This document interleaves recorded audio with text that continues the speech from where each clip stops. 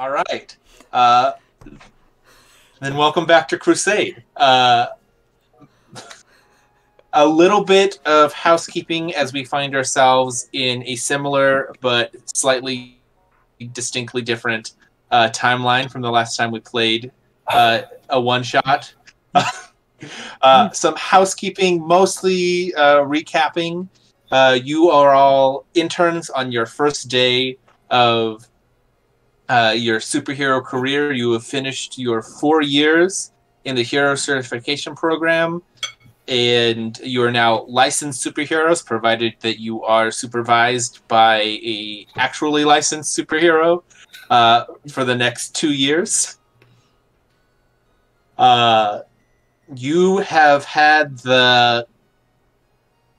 We're going to call it fortune. How you feel about it is kind of your call.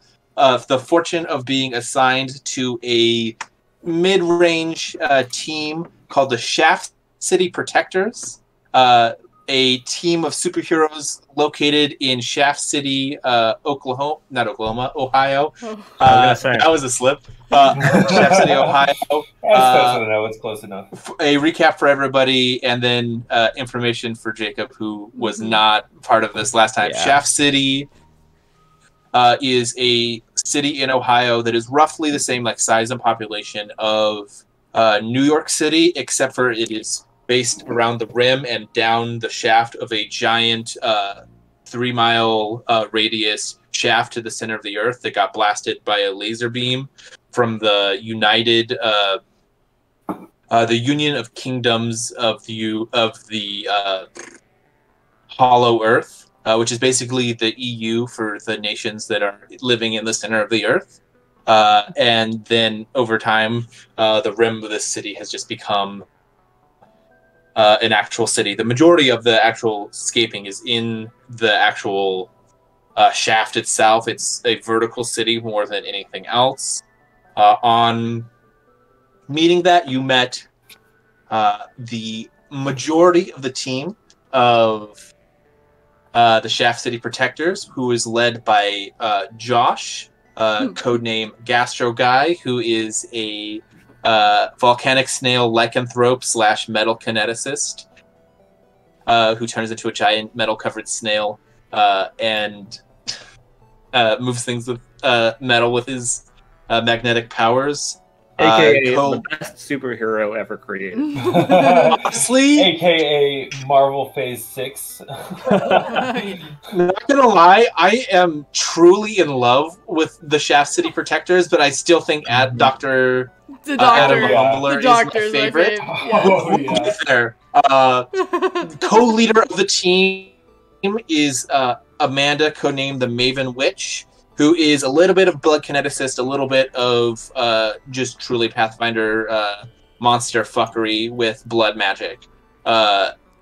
Just a overall scary, powerful human. You have Kevin, the more commonly known as the DAHA asset B206, a alien rhino hybrid whose name is and species language is, of course, completely unpronounceable to the human tongue. He goes by Kevin. He is the most popular in terms of merchandising for the team. He's affectionately known as the Slimo, seeing as he is a green rhino human with tentacle wings. He functions not dissimilarly to how many strongmen function in a team, where he is just pure muscle, which leaves Citizen Knife, a human superhero with the ability to summon knives. You have not met him yet. He was on assignment on your first day. Whether or not that's relevant, we'll see. Oh, that's right, because you forgot about him. I forgot to introduce him. He's like, I told you he was part of the team and then never used him for the entirety of the one-shot. Which leaves us with Dr. Adam Mahumbler, a Gestalt being. Previously, when you were introduced, I explained to you that Dr. Mahumbler is a public hero, which means that he goes by his actual name instead of a code name. He is also was formerly a like super genius with an emphasis on robotics, power armor, and like machine learning.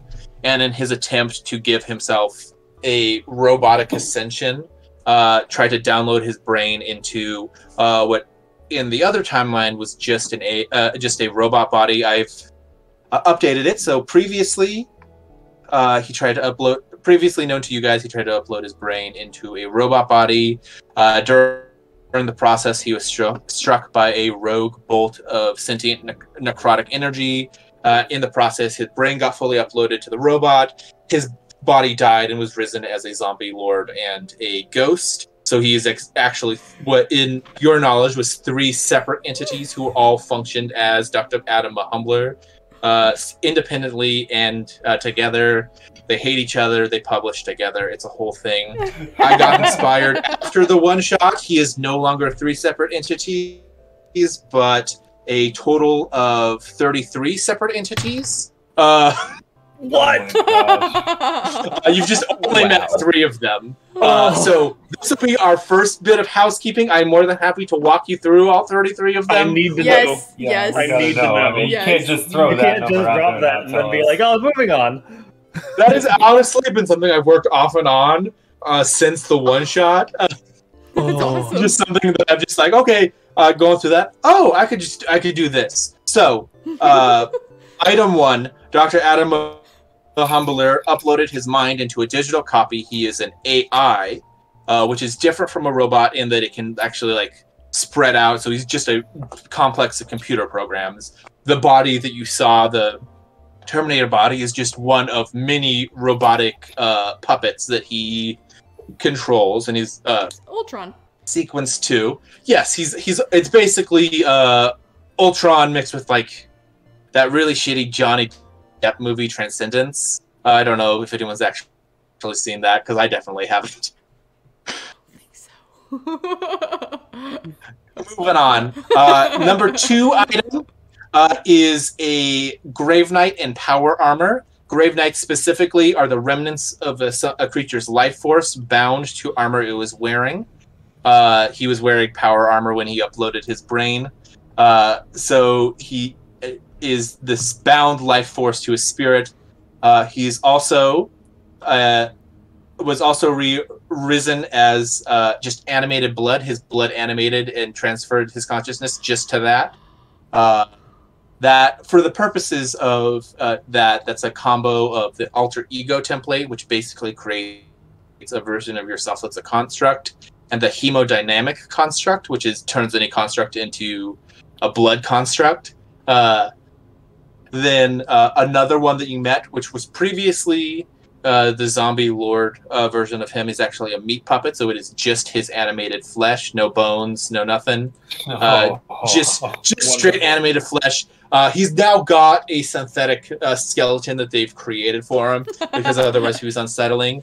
Something that is relevant and will come on later down in this list. He does not have a left hand in this form. Next item is a skeletal champ. Next item is a skeletal champion, his animated skeleton, separate from his body and his blood. Again, notably, no left hand. There is his animated shadow. The necrotic energy animated his shadow with his essence. Just put a sliver of his spirit into it. So, combo of things, Shadow Lord template, the Shadow Trace template, which is honestly just a busted-ass template that I would never let anyone actually use on a creature ever, because it's just, what the fuck? Then, of course, his animated ghost, his animated spirit. There is also his psychic imprint as a psychoplasmic creature, his animated psyche, or a portion of his psyche. There's also a item number 9 is a soul sliver, which is him from the reflection dimension, which is this world's version of the mirror dimension.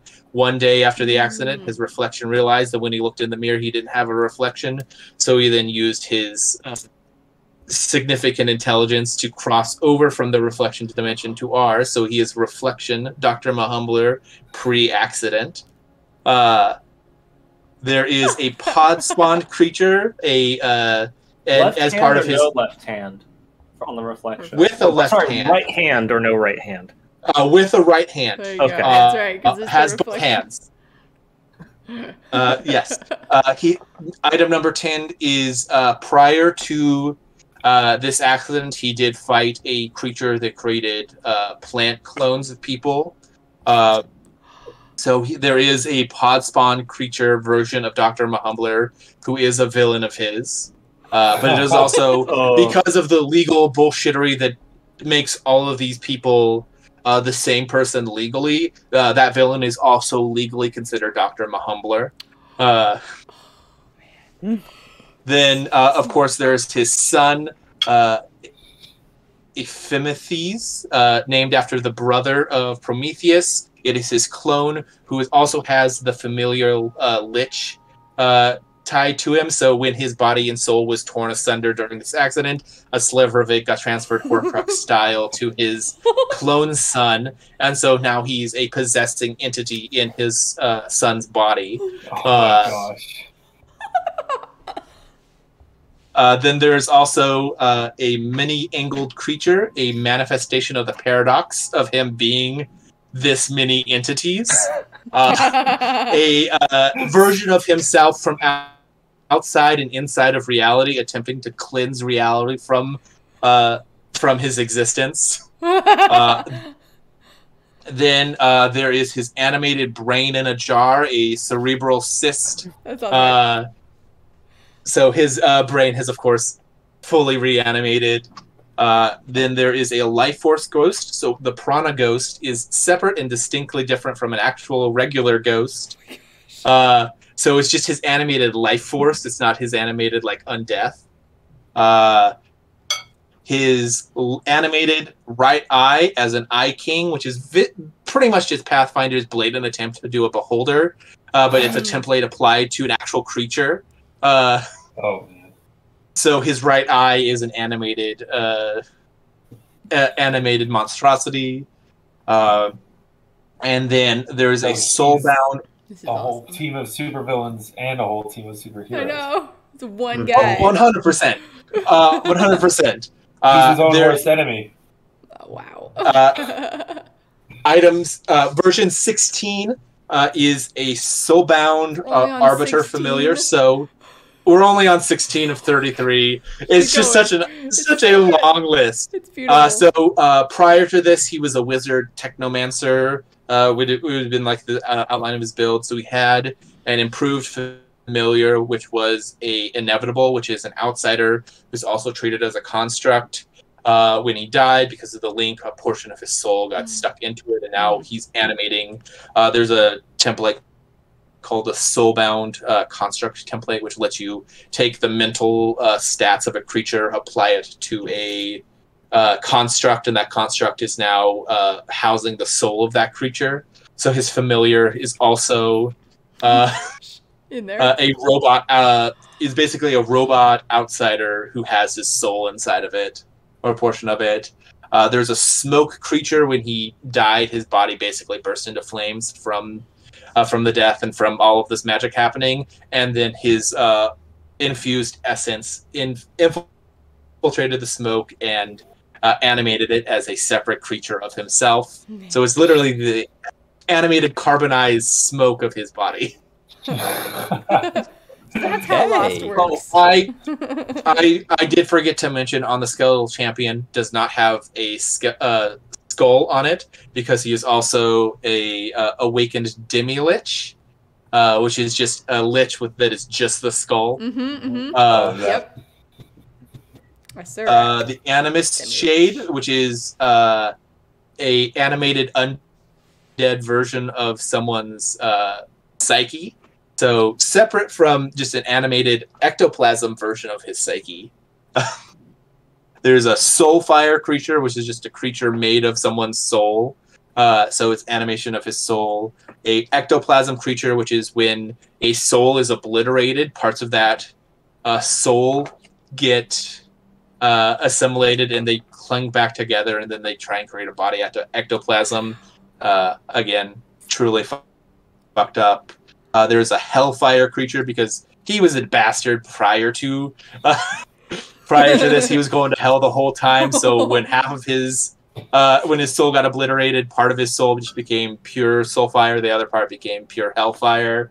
The worm that walks, the worms that ate what was left of his body became a living swarm of hive mind creatures that became him. There's a lightning blast shadow, so the scorch mark of him on the wall animated. Oh my gosh! This is why they like block off radiation areas. They don't want any of this happening. 100%. Honestly, this entire list is bullshit. So there's good. a Flux Wraith, which is a time ghost. Which I've, of course, applied the Timebreaker creature template to. Because what a that's template. such a good template. What a template. There is his Cinder Ghost, which is the animated flames that burned him alive. The Undigested Swarm, which is an ooze that I've applied the It Ooze and Slithering Ooze and Savant templates. It is his animated gut biome from before he died. Which, of course, leads us to his left eye, which is... there's a creature that's an undead eye. It's the Istirok. Fuck if I know how to pronounce it. I'll throw it in the chat because if anyone has an idea of how to pronounce that, I'd be more than happy to hear it. But it's again an animated undead eye. I don't know. Is a talk? Sure. So his left eye and right eye are separate, distinctly different types of creature from an eye. Item 29, we're nearing the end of the list. A crawling hand. Hey, the left hand. I was wondering when the left hand comes back. And then a Damnation Book creature swarm. It's his animated lab notes. Oh my gosh. A creature that is... I've applied a bunch of templates to it, but the actual name is an actual Pathfinder creature, the animated hare. It's a ooze that looks like a pile of hair that controls people when it gets worn like a toupee. And I've, of course, applied the nigh invulnerable creature template to it because per superhero logic, the hair never gets hurt. There you go. Hey, yeah, there you go. It's true. Item 32 is a soulbound tattooed guardian. So he tattooed himself with a magical construct tattoo that got worn on his body. Of course, part of his soul got stuck into it. And item 33 is a gut slug, which is his animated actual intestines. So, not just the stuff inside it. Nope. That was two separate things. Amazing. I imagine that this is just like a collection of the entities found. Currently, like, not the case is not closed yet. I actively will be putting on that list. I also, for some reason, came up with the names of the Supreme Court cases that force him to act as a single legal entity. Oh my goodness. Which I don't have to go through those if you guys don't want to hear them, because I did just waste a bunch of time on this. United States versus Adam Humbler, Adam Humbler, Adam Humbler, Adam Humbler, Adam Humbler, Adam Humbler, Adam Humbler. Just keeps going. I think it would be Adam Humbler at all. Yeah. Really. I would love to see that in your Discord chat. So you can link that at any time. I'd love to read through that. It's just abbreviated United States versus Mahumblers. Actually, interestingly, none of them are related to him. They're previous cases. The precedence for them means that he can't get an actual legal ruling on his existence. Wow. United States versus Schrodinger. There you go. How many are there? No. This is awesome. Well done. I'm a big fan. Returning back to the actual recap, Right. The other point of order is Jordan's character was not part of your team in this timeline. He has instead been replaced. The Green Dragon has been replaced with Karma. Would you like to introduce Karma? So, official superhero name is Big Karma. Oh, man. Let me throw a picture of him in chat. I remember how big Noah is, so I'm curious to see how big you are. Bigger. Yeah. What? Big Karma. Is your catchphrase "Karma's a bee"? It is now. Awesome. So that's what he looks like. That was also a top hat that matches. Nice. That's what he looks like. He is 27 feet tall.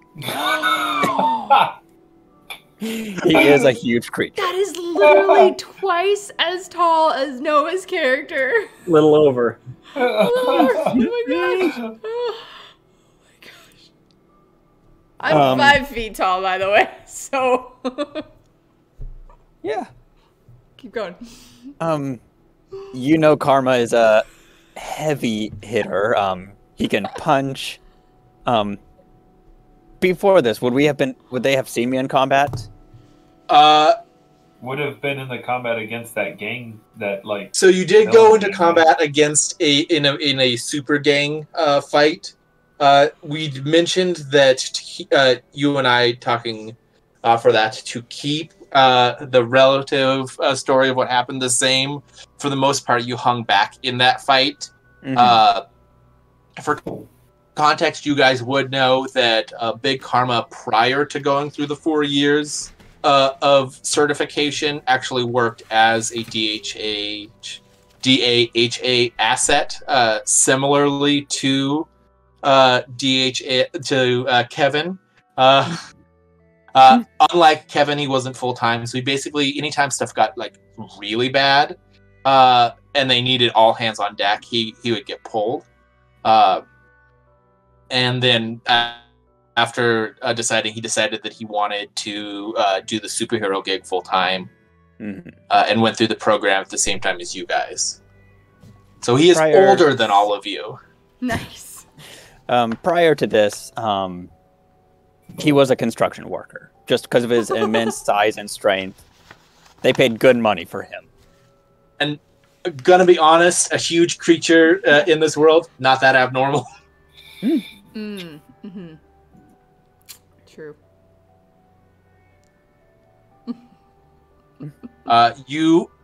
For recap, you've met the majority of the team that you'll be studying under.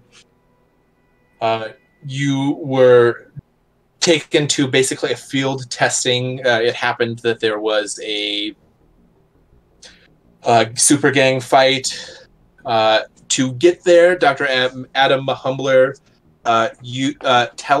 necroported you using his necroport system, which is it looks not dissimilar to the transportation deck from Star Trek. If the transportation deck from Star Trek was a unholy necromantic assembly made from living flesh and metal, the necroporter kills you and then resurrects you at a different location. Oh, right. Yeah, yeah. Wait, Justin, I am sending you something. Do we have to do a roll for that? No. It gets harder does it get harder to come back the more you use it? Of course not. This is a superhero world. Okay. Death is basically meaningless. Okay, alright. Death just means you have to wait 2 issues to come back. Yeah. 2 comic book issues. Oh, true. 2 issues to come back. If you get seriously injured, you have to wait 1. And seriously injured means traumatic internal injury, dozens of broken bones, losing a limb, crushed internal organ. All the organs on the left side of my body were crushed.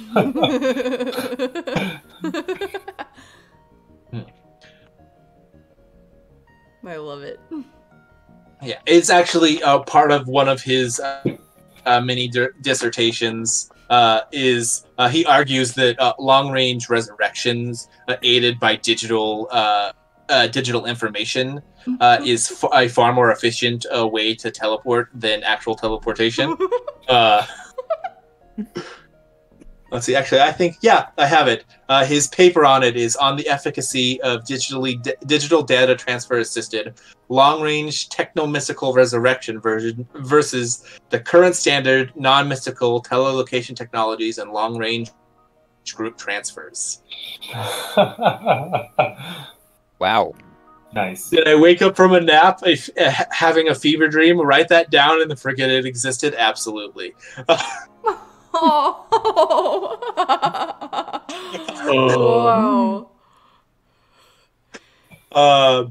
You fought a tire person, a transformer, and a kineticist who just that's right. On.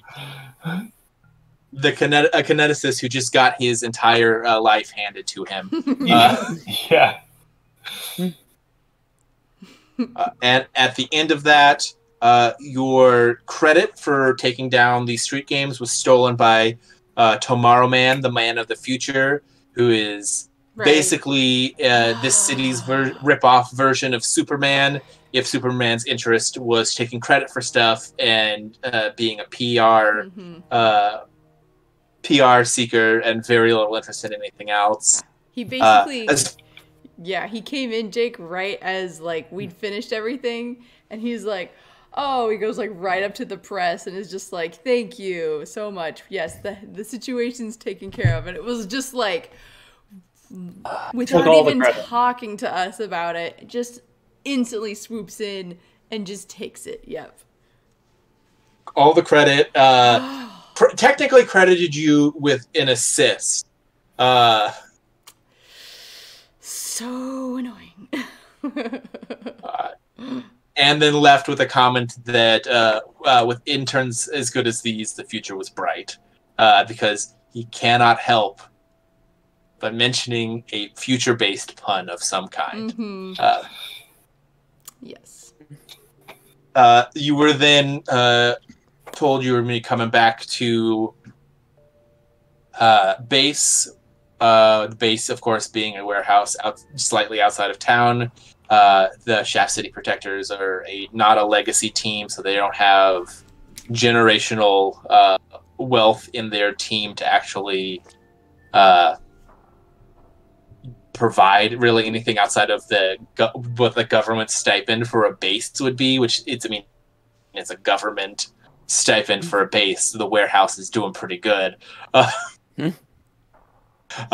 In that transfer, you did not go back to base, but instead found yourself on basically an asteroid in the middle of a cerulean void, minus Wardine and minus Basil. Mm-hmm. Yep. Which Basil notably with this Yes. Noticeably in this cerulean space, like the rocks and the asteroids floating out are all a color of blue. You guys are your normal coloration. It's like, despite the fact that all of the light, and it's not like a light from a specific direction, it's like an omnidirectional light kind of situation.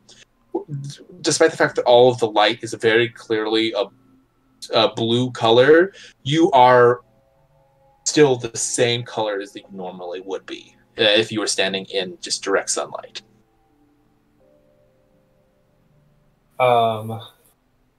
Aspen is gonna start. Real quick, should we describe our characters to fill Jake? Absolutely. Okay. Go for it, Noah. All right. And So, Krait is an only 13 foot tall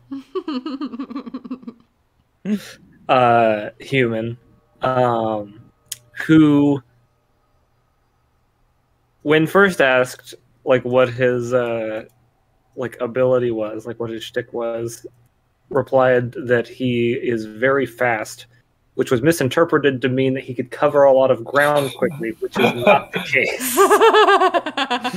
Right, because we were dropped way out there. He has like incredibly fast reflexes and can move like the parts of his body entirely quickly, but that doesn't apply to any actual like traction over the ground. So like he can intercept like anything like coming at him and like dodge it basically without it even looking like he moved sometimes. And yeah, that's pretty much his whole deal. He's absolutely not compared to you, but compared to everyone else. He's absolutely massive. But strength is not his shtick. Don't forget Basil. Yeah, well, Basil isn't here right now, but yeah. So here is a picture of Krait, or like a facial portrait, I guess, which I have redone. Oh, okay. You get like an actual like body shot, so you can see. Everyone else has seen this. Pull it up. Sorry. I can't remember if I had a portrait for Aspen or not. Your description was basically Ash. Yeah, Right? Okay, we're not there yet. Thanks, Jess. I'm sorry. Ooh, okay. And then this is from the back. So he has a long, like, flowing braid alternating black and yellow, which is currently sitting a bit loose because it is missing the black and yellow Krait that normally resides within it. That is Basil. Basil is his familiar and is a black and yellow Krait snake. Oh, I see. Who lives in Krait's braid. What? Where is Basil? Basil's gone. We don't know. Just pooped as we're suddenly in an asteroid area and things are missing. Honestly, without Basil in it, Krait's braid probably like falls apart. And so now he just has like long hair that is like on one side completely yellow and on the other side completely black. And it's not like a natural yellow at all. It's like the most like vibrant, like colored yellow. Here's a question, because it's not super uncommon for superheroes to have just funky colored hairs naturally because of like a side effect of their superpower or their metagene or whatever is giving them power. Is that something that is a side effect of you having powers, or is that a conscious aesthetic choice? That is 100% a conscious aesthetic choice. Hold on. I have a picture of Krait before he like decided to become a superhero. Oh, cool. Before he decided. Yes.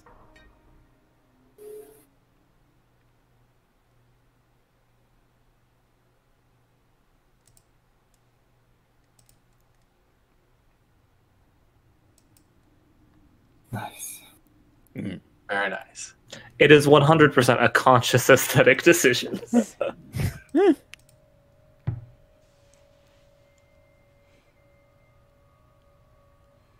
Yes, do you want to tell us a little bit about... Yeah, so Rocket is her name. She's about 5 feet-ish tall. She looks barely old enough to be in this program, honestly. Like, she's 18, but maybe very recently. And she carries with her a comically large, it looks like a katana, just really long.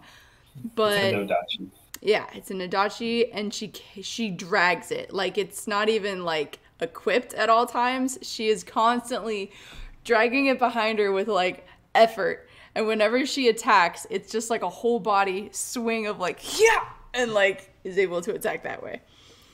And she's very timid and shy. Like the way that she talks is just like, hi, I really don't want to attack you. Could you just stop fighting? You know, and that is her. Her sword has a name. It's Nachi. And yeah, Rocket and Nachi. I believe she's like, yeah, like she's just like, I'm Rocket, and like she does this with like her fingers, like the full anime, like it's great. So yeah, oh, she's got red hair with like streaks of blonde in it. She keeps up in a ponytail. Yep. So that is Little Rocket. Yeah. Okay. My character is Aspen. I mean, the Beastmaster. Looks to be fairly young, but is a little hard to tell exactly how old he is. He's either like late teens or like very early 20s. He's not super tall. He's like 5'10". He's always wearing just kind of street clothes. And loves wearing, he always has like a vest on and a small little pouch to hold various different items that he travels around with. Always wearing a ball cap, and when he gets serious and he's about to go into a fight, his classic move is to turn the ball cap around backwards. He is almost always kind of inseparably astride a massive 6-legged gray and black wolf about the size of a draft horse, who he affectionately calls Wardine. Literally rides him around, like takes naps on his back. And you've seen him in combat. He really doesn't. He has some magical abilities, but a great deal of it is his mystical bond with this creature and his ability to summon other creatures. Okay. He's irrepressibly confident and enthusiastic. Definitely enthusiastic. And Wardine is currently missing. Is currently missing. Yeah. I will say he's the kind of person that like walks into a room and just like makes friends. Perfect. Do you have a high charisma? Oh yeah.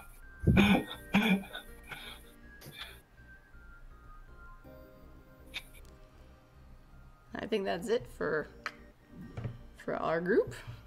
Mm-hmm. Bit of a powerhouse of a group. Yeah.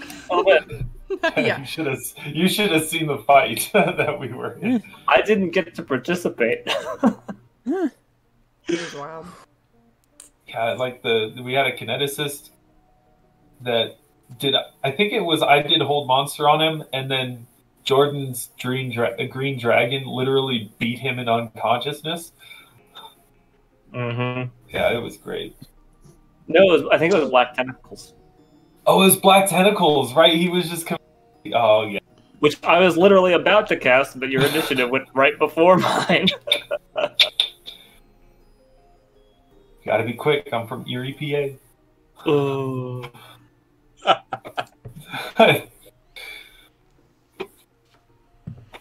But you find yourselves floating on an asteroid, and you actually, as you're looking around, you realize you can actively see the rotation of the asteroid you were on. It's got enough of a gravitational pull that you remain in place, but you can actually actively watch as you are rotating. And as far out as you can see, it's literally just an asteroid field of like dark navy blue rock in a cerulean void with this like omnipresent kind of light. Like there's no really shadows of any kind. There's no stars out in the field. It's a flat void. Oh, weird. Under his breath,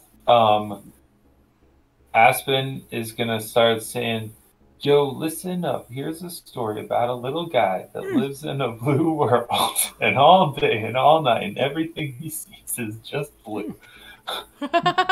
Is that your? And then he's gonna start humming. I'm blue. And he's just gonna be humming that under his breath quietly. Does anybody know where we are? This is weird. Not a clue. Could I roll like either a knowledge arcana or like a knowledge planes check to see if I have any idea what the fuck is going on? You are free, open to the group. You are free to do either of those rolls. Just let me know which one is which. That is a good point. I think I do have knowledge. So one. So much. False. I have knowledge. 9. And knowledge arcana. I'll try arcana. 9 and what, Jacob? Arcana. Okay. It was a crit fail, so. Ooh. 28 knowledge arcana. 12 for me. So I rolled a 4, so 25 knowledge arcana. 20, 25. And then what was yours, Jess? 12. Arcana or planes? Planes. All right. In ascending order, Jacob, you were fairly confident that you are not on the material plane. Jess, you know you are not on the material plane. Yes. Solid. Zach, you are confident that you are not on the material plane, that you are in one of the many esoteric planes. Your guess, it is likely one of the afterlife planes, but you're not really 100% sure. But that's mostly just stuff you can kind of do in inference from the environment. Noah, you think that this is likely one of the afterlife esoteric planes that are like that layer between the planes of like the living and the planes of like the dead. So it's probably one of the limbo planes, which, I mean, that doesn't narrow it down a ton. There are like an uncountable number of planes that qualify for like what our concept of limbo is. And all of them are like different to a certain extent outside of their kind of just vast uniform planes where souls just kind of exist in transit. I wonder if this is just because of that necroport thing that Dr. Mahumbler does. Where's Wardine? Well, if we're dead right now, he would be back in his home plane. I guarantee we're not dead right now. I think we're in limbo. Well, yeah, like one of the afterlife planes, right? But like, didn't Dr. Mahumbler say that the necroport kills us and then resurrects us somewhere elsewhere? So we just haven't been resurrected yet. but like we're like between What? the life planes and the not life. This is so cool. I've never Huh. died like this before. I wonder. My guess would be Can I try the- summoning Wardine? Wardine and Basil aren't here. It's because they don't technically qualify as living beings. No way. What? You take that back. Wardine is living. He has feelings, okay? They are embodiments of spirits, Can you- not embodiments of bodies. Can you see? You can Wardine? absolutely try and summon Wardine if you would like. I will attempt to summon Wardine. Does anybody have more than 5 ranks in heal? Oh gosh. I I might. Check the wording No. on something. Nope. That's 0. Jacob, that I have a technically bonus. counts. Technically, okay, I have a bonus that counts. I have a +3 to heal. Oh, that's but I have fine. +3. that's a good roll. Oh man. 27. You actively can feel your heartbeat. And you can actively hear the heartbeats of your companions. Our hearts are still beating. We're alive, I think. I think We're just somewhere else. Displaced. How Huh. did we get unplaced? Well, there goes that theory. Does Wardine show up? You go through the process of summoning Wardine. What does it look like when he appears in reality? Is it like a bolt of like a white lightning that touches the ground and then he appears? From a point, there's just a brilliant spray of white light, and then suddenly the silhouette of a massive wolf comes out. Oh, yeah, there he is, Wardine. Hi, did you wake up from your nap? Did you realize I was gone? Hi. It was perfect timing. You started talking about it and she came running in. So sweet. Oh, yeah, you can sleep right there. That's okay. She's distraught. Lex is in Billings this week, and she is not about it. Aww. Where are my people? Oh, you're okay. Yeah, but the point of light appears and Wardine appears no problem. He is in full color. Oh, Wardine! I'm going to give him a hug.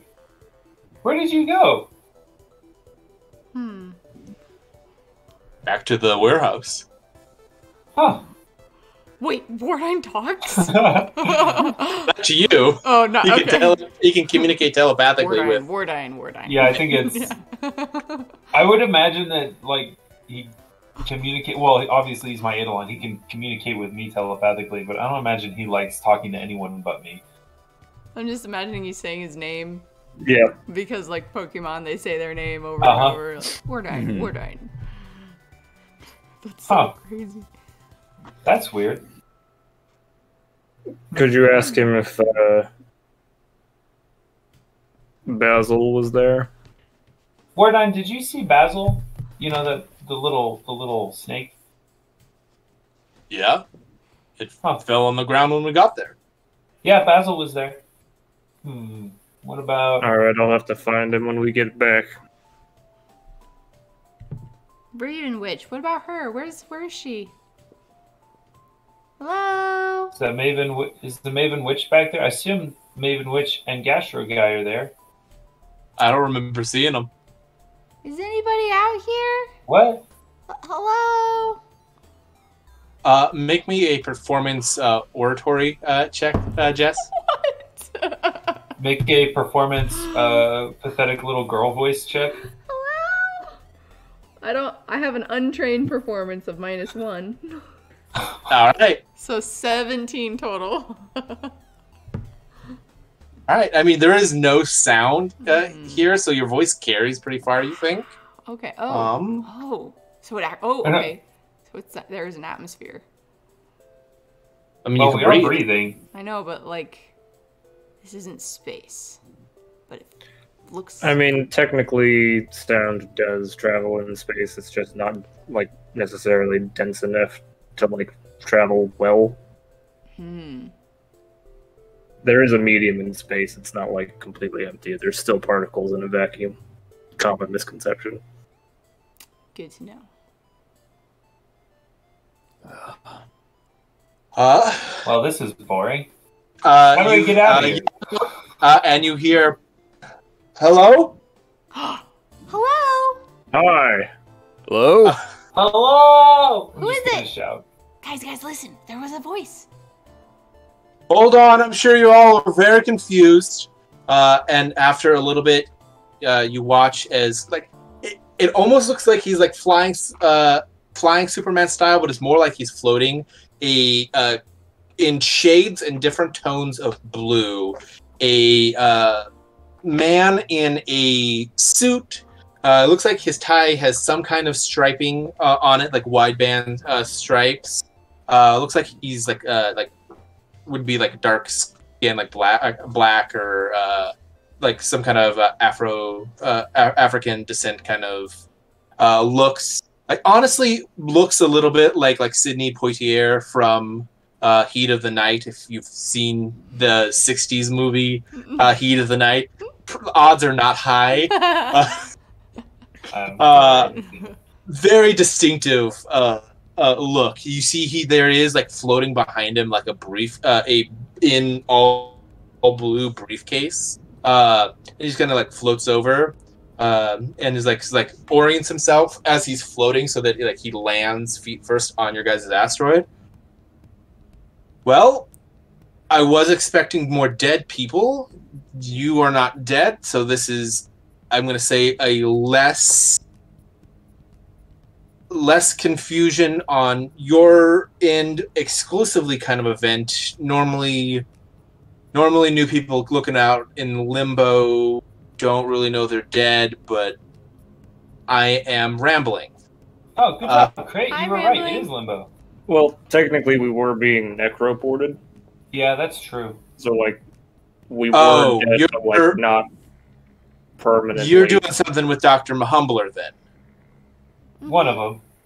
Yeah. They're the same person. I think it's disrespectful to refer to them as separate entities. No, just, like, but same person, but different physical forms, right? But same Dr. Mahumbler. Awesome. I am... I feel like this is a conversation we've had time. We could just refer to them as Doctors Mahumbler. Well, but then... that would again imply that they're separate beings. They're not. I mean, to be like specific from like a legal standpoint, they are legally a single entity under... God, fuck, I don't know Supreme Court cases well enough for this. I am...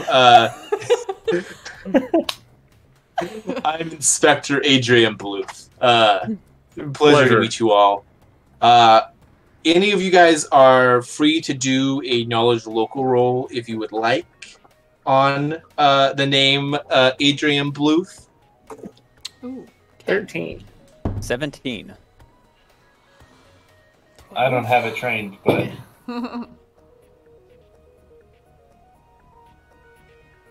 Alright, so just...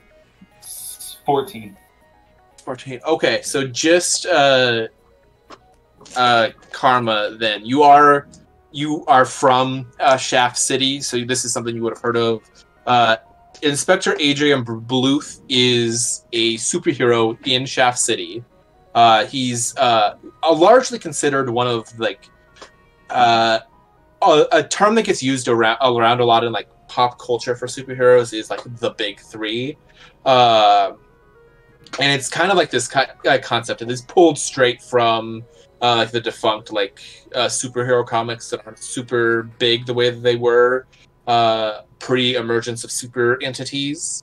It's like the concept of like for us in comics, the big three for like DC is like Superman, Batman, Wonder Woman.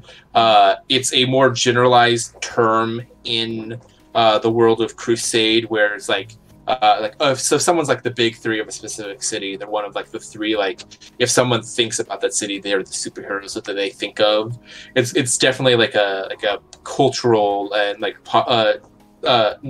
knowledge thing. Adrian Bluth is one of like the big three for Shaft City. He's a kind of public superhero. He's in a weird space where he technically, as a superhero, predates the hero certification program, and is from the golden generation of superheroes, that first generation. He's doesn't have a code name the way everyone else does. He gets commonly called the Deathless Detective. His entire superpower is that he doesn't stay dead. Wow. I mean, that's a nice superpower to have. That's amazing. The downside to that is he literally cannot leave Shaft City. Leaving Shaft City literally kills him, and then he gets resurrected back in the city borders. Oh, interesting. Mm-hmm. Oh, so it's like the video games where like you reach the edge of the map, and then you reach. Kind of, back. yeah. Return to zone. Yeah, return to 5, zone. Yes. 4. Return to the battlefield. Yeah, I love that. I like this guy. Yeah, like, and there are like some like urban myths around him. Like he has other powers that he doesn't like tell people about because he's died so many times. Everyone just assumes that he's got like secrets from beyond the grave, kind of deal. But he's literally just straight up a inspector for the police department. Like that is his normal day job. He just also can't die. Does he age? And he's been around so long. No, he has been in his 40s since the 1937. This guy. Wow, that's amazing. And his honestly, his style probably hasn't changed since the 60s though. So, but he's literally just a guy who can't die. And as far as you can tell, he's just between resurrections right now. So Humbler, which team is your guys' aspect of Humbler on? The Shaft City Protectors. Yeah. Okay, there's too many teams for me to remember. I'll look them up when I get back up. It's the one with like the Maven Witch and and Gastro guy and Slimo. The green Slimo. Citizen Knife. Oh yeah, Citizen Knife. Don't forget. Oh yeah, him. I forgot about Citizen Knife. And I do actually know Citizen Knife. Oh, cool. We haven't Oh, met cool. him yet. Wait, yeah, we haven't met him yet. He was on assignment. He does that. Okay. And he looks and you see him. He like checks his watch, which if any of you actually like take a look at it, is straight just like a black void filled with like scrolling stars on the inside of it. Hey, I think I got a couple minutes left before I'm probably gonna resurrect. So, quick fire questions. This is one of the many limbos. This is one that's attached to Shaft City. There's a few of them that just because I think the nature of my power, maybe nature of another power, they've gotten kind of like stitched into the fabric of reality. They get a little close here. So technically, he lifts his hands up. We're still in Shaft City, so it doesn't count as me leaving. Wait, doesn't that mean you could potentially resurrect in here? Yeah, I'm That's gonna definitely- choose to not worry about that. Are there That other is a people line of out thinking there? that I have not considered, and I truly do not like it. Oh, okay. On a similar note, any idea how we can get out of here? Honestly, no. I've been doing this a while. I still don't get a lot of the minutia of necromancy. It is honestly not something that comes naturally to me. Well, I mean, by its nature, it's kind of unnatural, right? Yeah, that's definitely true. I will reach out to your Dr. Mahumbler and let him know what's happened. See if they can figure something out on his end. Are we stuck Okay. in here? I wonder how teleport spells work in here. Far as I can tell, the mystical morphology of this particular plane is pretty on par with the material. Why are But you if blue it's and we're so close, I'm dead. I'm literally just a disincorporated soul. That makes sense. There is no flesh. Okay. if this plane is so close and is technically Shaft City, I could teleport from here to there. Right? Try it. Honestly, magic's not my wheelhouse. As he's talking, you watch as bits of bone and flesh start growing and in color on his body.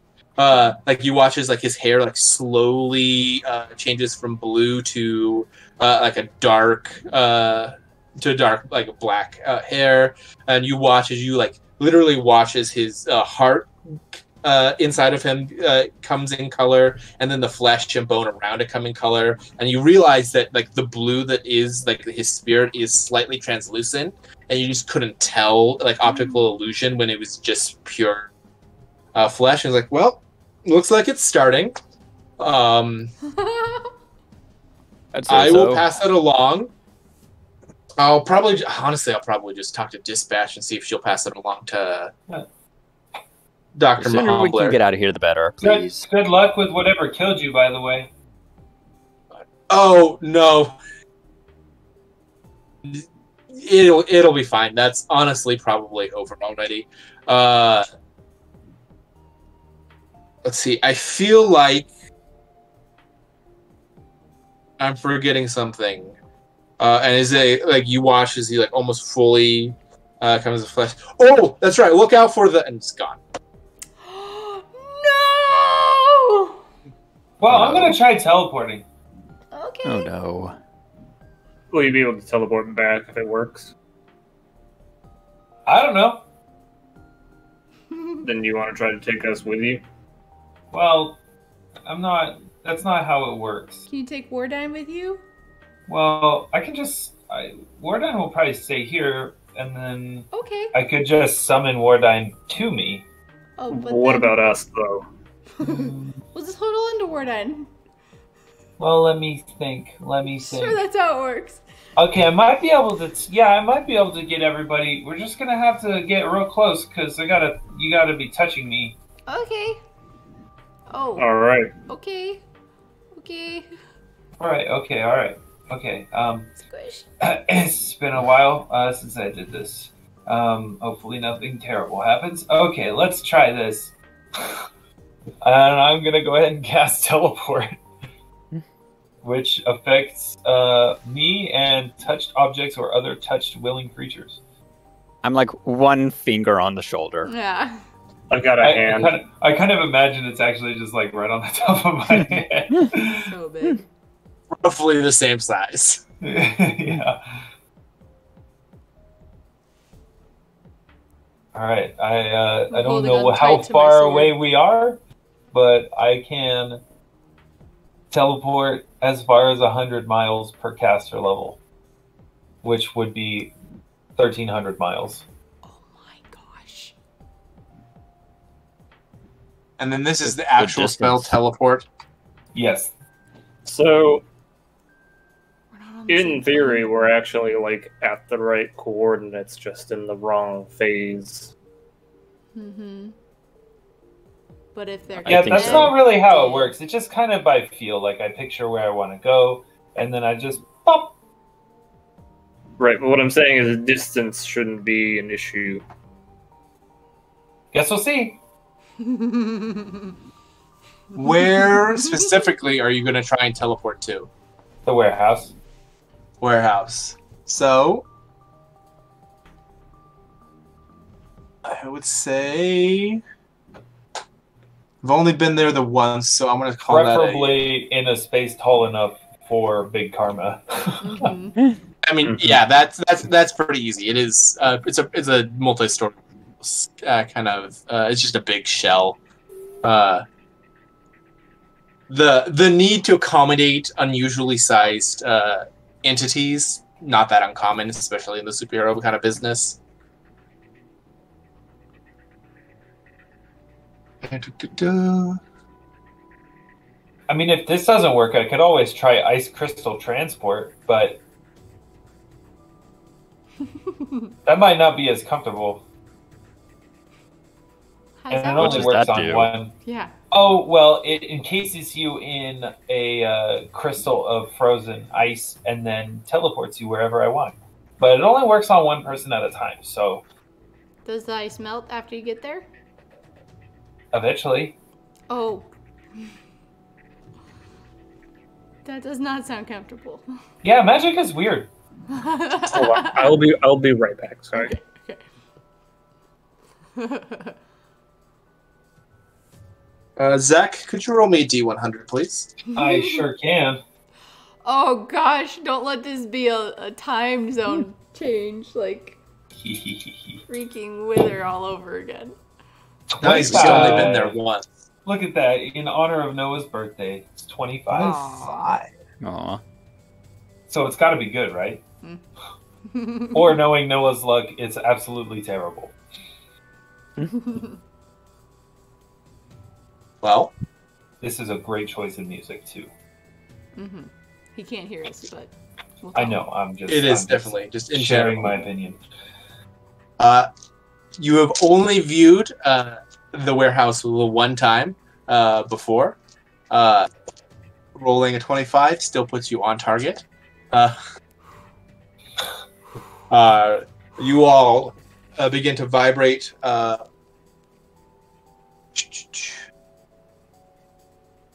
Yeah, I forgot it tickles. What's going on? What's happening? You vibrate, it's okay. and you Just guys don't let watch go of as me. your bodies discorporate Oh my into white light, not dissimilar to the summoning of Wardine.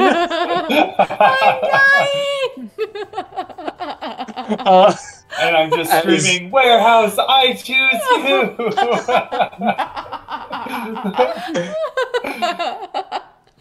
As you are teleported back to the warehouse.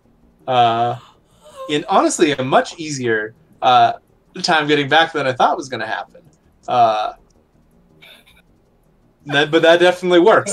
You find yourself in the warehouse where two of the Atom Humblers are actively disassembling the Necroporter, while the meat puppet, the animated flesh version of him, is actively being yelled at by Gastro Guy. Oh, he's there. What the fuck do you mean you don't know where they are? Oh, Hey, it worked! Man, magic is so cool. I'm back. What did I miss? We made it. Zach rolled the The 25. teleportation worked. I rolled a 25 on a D100 in honor of your birthday, and it ended up going really well. Which Nice. surprised me, because I figured with the typical luck I've seen, that would have gone really badly. Oh man. Yep. Oh, hey! Krait, here's Basil. Ah, thank you. Basil basically slithers onto Krait's outstretched arm, slithers up onto his head, and then starts redoing the braid and reintegrating himself into Aw, that's so Krait's cute. hair. Aw. Almost immediately, the ghost of Dr. Mahumbler is way up in your face, Aspen. Where were you? What did you see? Please inform me of all of the factors of your return. Well, I think we figured out it was a limbo plane. It was all blue. We were on an asteroid, and you're awfully close to me. You think you could back up? I mean, I know you're not breathing on my face because you're not breathing, but Dr. Adrian Bluth was there, if that helps. oh yeah, that guy, the detective guy. And then I asked him a Interesting. question, and he got really uncomfortable. He pulled back. Interesting. You were able to teleport back. Well, yeah, I kind of got. Were you disincorporated spiritual entities, or did you still maintain your corporeal forms? We had We color. still were in our We were bodies. alive, if that's what you mean. Yeah. Okay, so it was a location of limbo that was superimposed on your plane, which means that they're comminculus, which would allow for the teleportation spell to work. Well, Oh, yeah, I could see why that would make the inspector uncomfortable. He probably hadn't thought about the fact that he might someday resurrect within a limbo plane, thus trapping him forever in limbo. That's what I said. It feels like a fairly logical assumption. If he can't leave the city and his power is based around that, then all places that he is allowed to be, even when dead, would be the city. What's gonna happen when He should have read my memo on it, but What's gonna happen? what Yeah, can I you do? should- The You city should probably ever figure gets, out some way to get out of that. destroyed or something. Is he just gonna be stuck here forever? Oh man. He could Honestly, prob- probably, and he just could- flies away. He could probably kill himself and Probably. try again Oh, that'd be if a he got long. stuck there. After the Earth's gone, he'd just be Re-resurrecting in the same place forever. That's quite a power. Anyway. Well, if it was How past far the down the point shaft where you can the city fall. was destroyed, then theoretically he wouldn't be able to resurrect because the city wouldn't exist. Unless it's not based off the city, it's just based off the location in space. We gotta find that guy Well, again. the so we location can in ask him space more is constantly questions. changing because the planet's constantly moving, so it would be tied to the city. Unless it's attached to this to something in the What city. What if the mayor of Shaft City increased the city limits? Would he be able to go farther? He should take It's an over the interesting world. question. The Maven Witch has gotten closer to you guys as you've talked. Yeah, actually, that is a documented phenomenon where as the city limits increase, his range of motion has increased with it. He'd be like So a good it's superhero. just an arbitrary determination of legal codes. Could Shaft City just say the entire planet is within the boundaries of Shaft City? And then he could go wherever he wanted to. That sounds like demon stuff if it's like legal binding. What? Are you I don't know. comparing the legal system of the country? I mean, they use contracts. No, she's got a point. It sounds like a curse to me. That's all. Whatever it is. I mean, it is actually a curse. Technically, nope, I'm not allowed to tell you that. Never mind. Oh. What were you gonna tell us? Never mind. His public power is that he cannot die.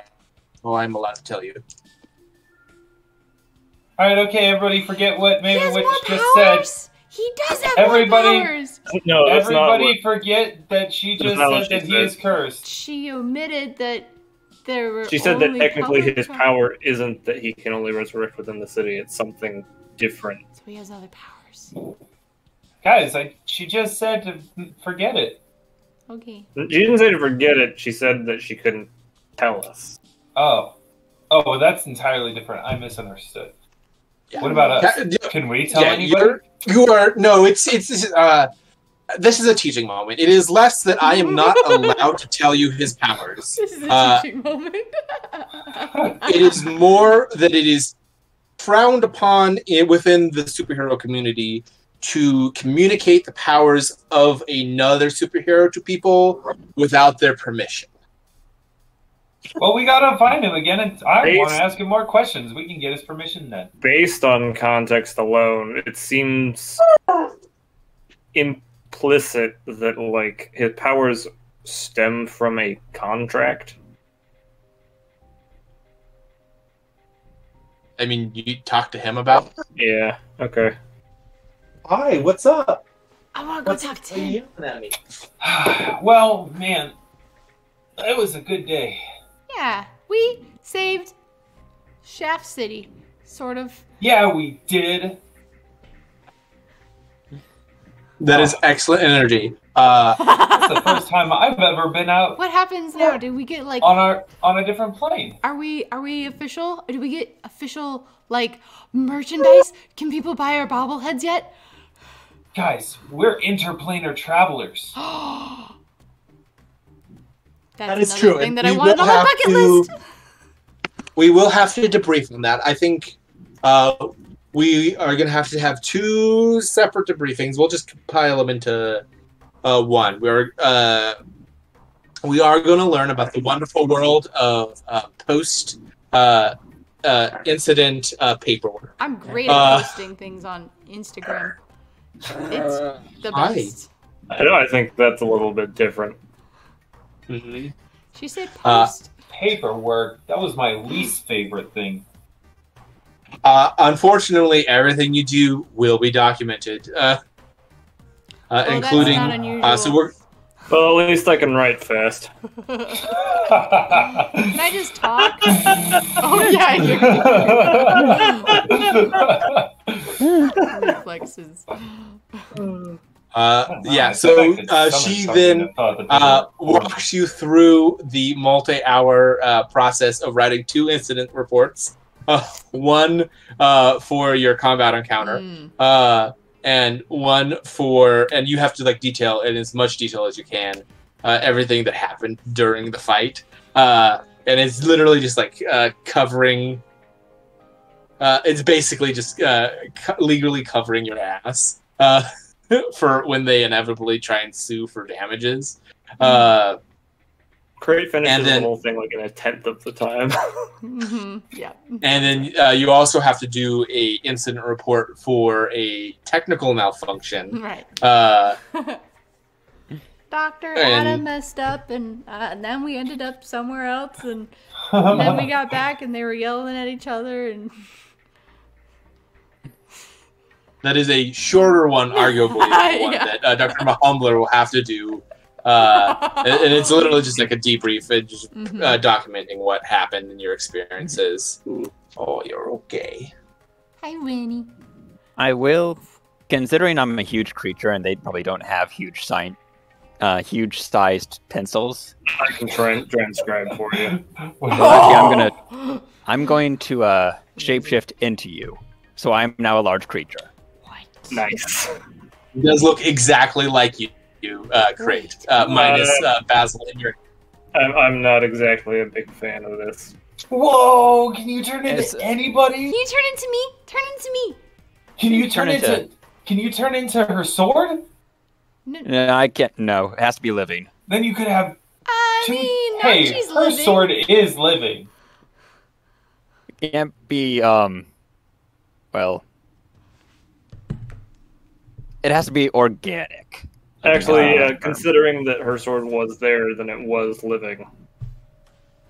Mm-hmm. Try it. Try it. Actually, no. Your sword. No, I can't because it's too small. It's for science. How big do you? Are you sure about that? This thing's like 10 feet. How big did I say it was? Your sword is not within the size categories of his power. Just turn into it, but bigger. Wait, could you turn into Wardine? How big is Mordine? Could you turn into all of them? Wardine's Wardine large. is a large creature.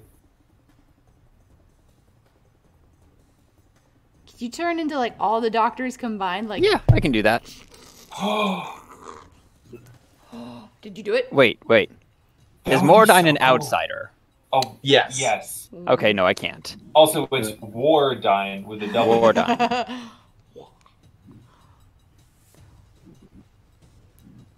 well, Well, that's I don't mean to crazy. make you uncomfortable. I'll.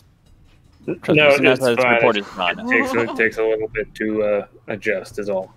Oh my gosh, you guys could play so many tricks on people. Rocket starts feeling like the air with one hand, where your leg was, like to see if you've actually shrunk down or if it's an illusion. I've actually shrunk down. Whoa, this is so cool! Jacob, for relevant information for you, within the range of your ability, Kevin, the Slimo, is also a large creature that you could turn into, who is not an outsider, and fits within the parameters of your power. are your superpowers? You'd make. Is it an ooze? It is not an ooze. Okay, then I probably can. Yeah. Yeah, then you can use him, and he doesn't seem to care. He's from a culture of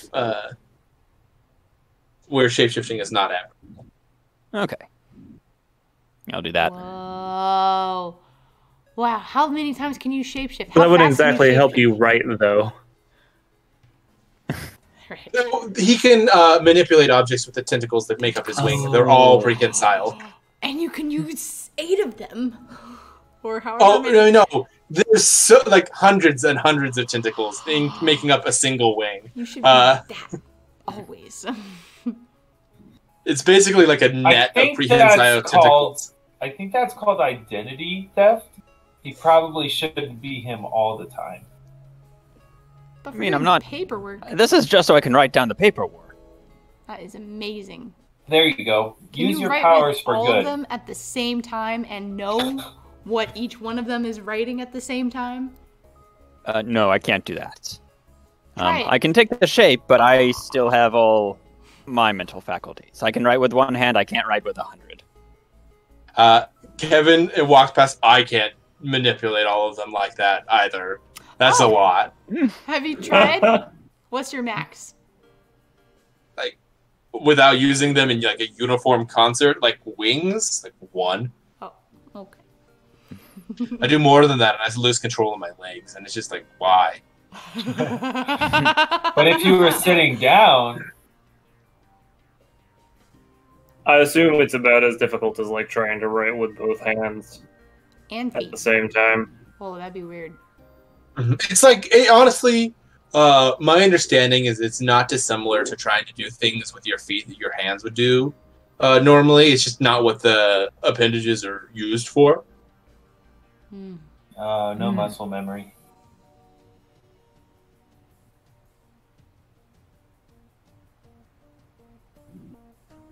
Hey, where's You Citizen guys Knife? do paperwork yet? You all get through your paperwork. We're not gonna sit through an RP paperwork. That is no fun. Okay. I'll switch back to myself. The entire session, baby. Yeah, I know. So good. Okay, you all get switched back to yourself, and you, as you're done, the Maven Witches walk you through it, which everyone else basically kind of left. There's quarters within the warehouse, so most of them have gone their step away for the day. She might have to go to the bathroom. Okay. I might have to take a break and Okay. take her out. Intermission. Yeah, they're super good. Hello, I didn't even see that you were on there. Jordan joined for a moment. Yeah. I'm here to spectate. That's okay. Long-time fan, first-time caller. What's your name? What city are you from? My name's Jordan. Some people call me Tuff. Some people call me Jordan. J-Dog. J-Slizzle. I'm in the Tri-Cities. Which one of the superhero interns is your favorite, and why is it? You cut out there, but what he asked is, which one of them is your favorite, and why is it Krait? Nice. Well, actually, I'm a really big fan of the Green Dragon. Wait, who's the Green Dragon? Oh, he's this guy. You guys might not know about him. He's an underground superhero. Oh, wow. That's why I like So him. is he power? Does he burrow? Yeah. Our minds were right there. So good. Sorta. What he really does is he gets busy on Thursday nights and then forgets to show up to a session. Well, if he's in the warehouse, that's where we're at right now. No, he's probably out with Citizen Knife. Oh yeah, doing. That's right. On Right. assignment with Citizen Knife. We got just a never coffee meet them. together. We'll just never meet them. It's so good. I On mean, the Green Dragon assignment. could be here in enough time. He can teleport like 400 feet around. True. We just teleported. From a different plane. From limbo. Booyah! Nice. Oh, so we did solve Well, that like- problem. Yeah, we tried transportate. Kind of a different plane. Like, it's still tied, It's not the like, material it's plane. intrinsically meshed in with the material plane. So it's not like a true separate plane. Wow. Because, of course, it maps geographically. What's that? I'm very confused. It's just Absolutely. trying to rain on my parade. The what? We're interplanar travelers. Oh, yes, we are. That's right. Kind of. We can put that on our Not. resume. Sure. Don't put qualifiers on my joy. I'm only being accurate. Yeah, I'm not going to write it down on mine. We're all connected, right? I mean, really, it's interplanar It's all one plane, man. metaphor. Yeah. Oh, you're one of those one planers. Next, One-planers. next, you're gonna tell me you think the Earth is flat. Yeah. Actually, the Earth universe is a is giant donut. Get on my level. Flat Earth? Blah. As long as you're not one of those cube Earthists. Hey, is They're space close. is space like a disc is going out that way, or is it in every shape, every direction it's expanding? Well, I watched a show once that said space is the final frontier. So I watched a show that said aliens built pyramids. We know that one's real. Everybody Oh, knows yeah, that I mean- one's real. How else are you gonna come up with that? There's 5 sides. There's no Easter Bunny, and there's no Queen of England. Wait, there's no. I guess there is no Queen of England anymore. Yeah. Oh, Excellent. Ouch. that was a gourmet joke. Wow. Right Gosh. They haven't elected somebody or picked somebody. They there. don't, That you don't elect. Yeah, any you don't dogs. elect- She's not a you know, Yeah. They have a coordination. king currently. Oh, okay. Yeah, technically, this is a weird thing about the British monarchy that I didn't know was the way it worked for a long time. But yeah, they don't like you don't call the wife of a king a queen. You call them like the Lady. princess consort or something like that. She's the queen consort. Yeah, she's the Oh, queen consort, yeah. which is so important. It's like 5 letters different, which makes a So- huge. If he dies, then she becomes queen. No, Does it go to their she son or something? Goes down the family line. So she it'll doesn't- go to William. Yeah. In fact, if a king dies before their wife, what happens? And Philip is lucky. What happens is they feed them to the royal corgis. The royal corgis. I love it.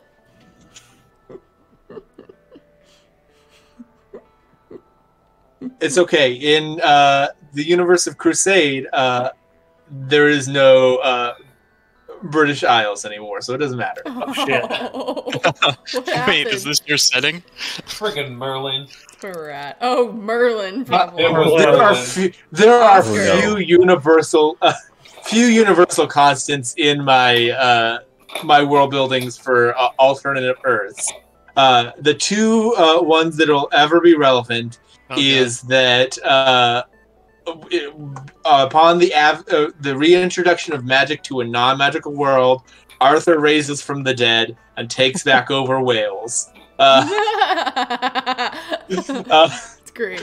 And 2, eventually, some of the island nations of the Bahamas will eventually fall into a deep revolt and become a unified island nation that exclusively is ruled by people with magic or superpowers.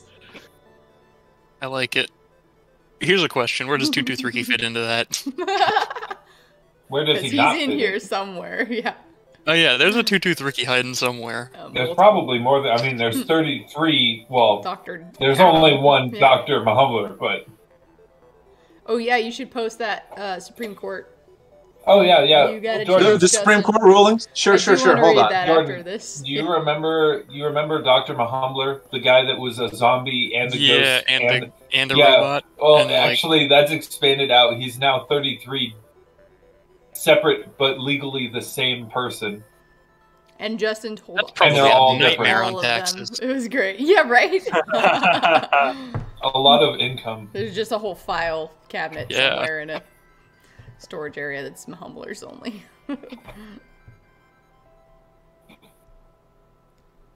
I wonder how they organized that. Like, if you did have to, each entity would have a number. You just number assign them, I guess.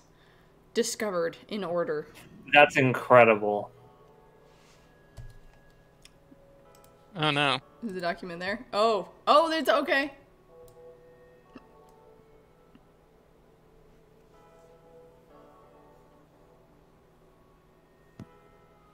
These 3 Supreme Court cases are why Dr. Adam Mahumbler is considered a single legal entity. Wow. Wait, which one of them is a sentient sex bot? Adriana. No, That's the one who sued, though. Yeah, these are the court cases that not provide not the foundation for him to be considered a Oh, okay. So this isn't These aren't all These aren't- Dr. Humbler. No. him. Okay. They're about like just These are all Supreme Court rulings that predate him separating into 33 separate entities. That just apply to his existence. So at least somebody else figured out the rules before Dr. Mumbler came along, because I have a feeling it would have been a real pain in the ass if he had been the one to establish all of this. Of course, because he would have... his whole thing is each single entity of Dr. Mumbler thinks they are the true and only Dr. Mumbler. And you know he would have been a sovereign citizen. Even the evil ones. Oh yeah. He's got most of Dr. Mumbler's supervillains are just straight up Dr. Mumbler. It's great. I want this comic strip. Honestly, I think it would be wildly successful, frankly. Oh yeah. I'm there for it. 100%. Yes. The Adventures And it of would Dr. make Mumbler. a heck of a movie. Oh gosh. We need one I person. feel like you would do better in a TV show setting. Yeah. I don't know though. Your Infinity War would be wild. Justin, you've got to write all this stuff down. Like, this is insane. Your brain, just insane. Insane in the brain. It's just the ADHD, baby. Roll with it. It's awesome. Yeah, I have a Google page that is just ideas for comic book characters based off of. I had a page that I just wrote down the Shaft City Protector so I wouldn't forget them, and then I stuck a bunch of other ones that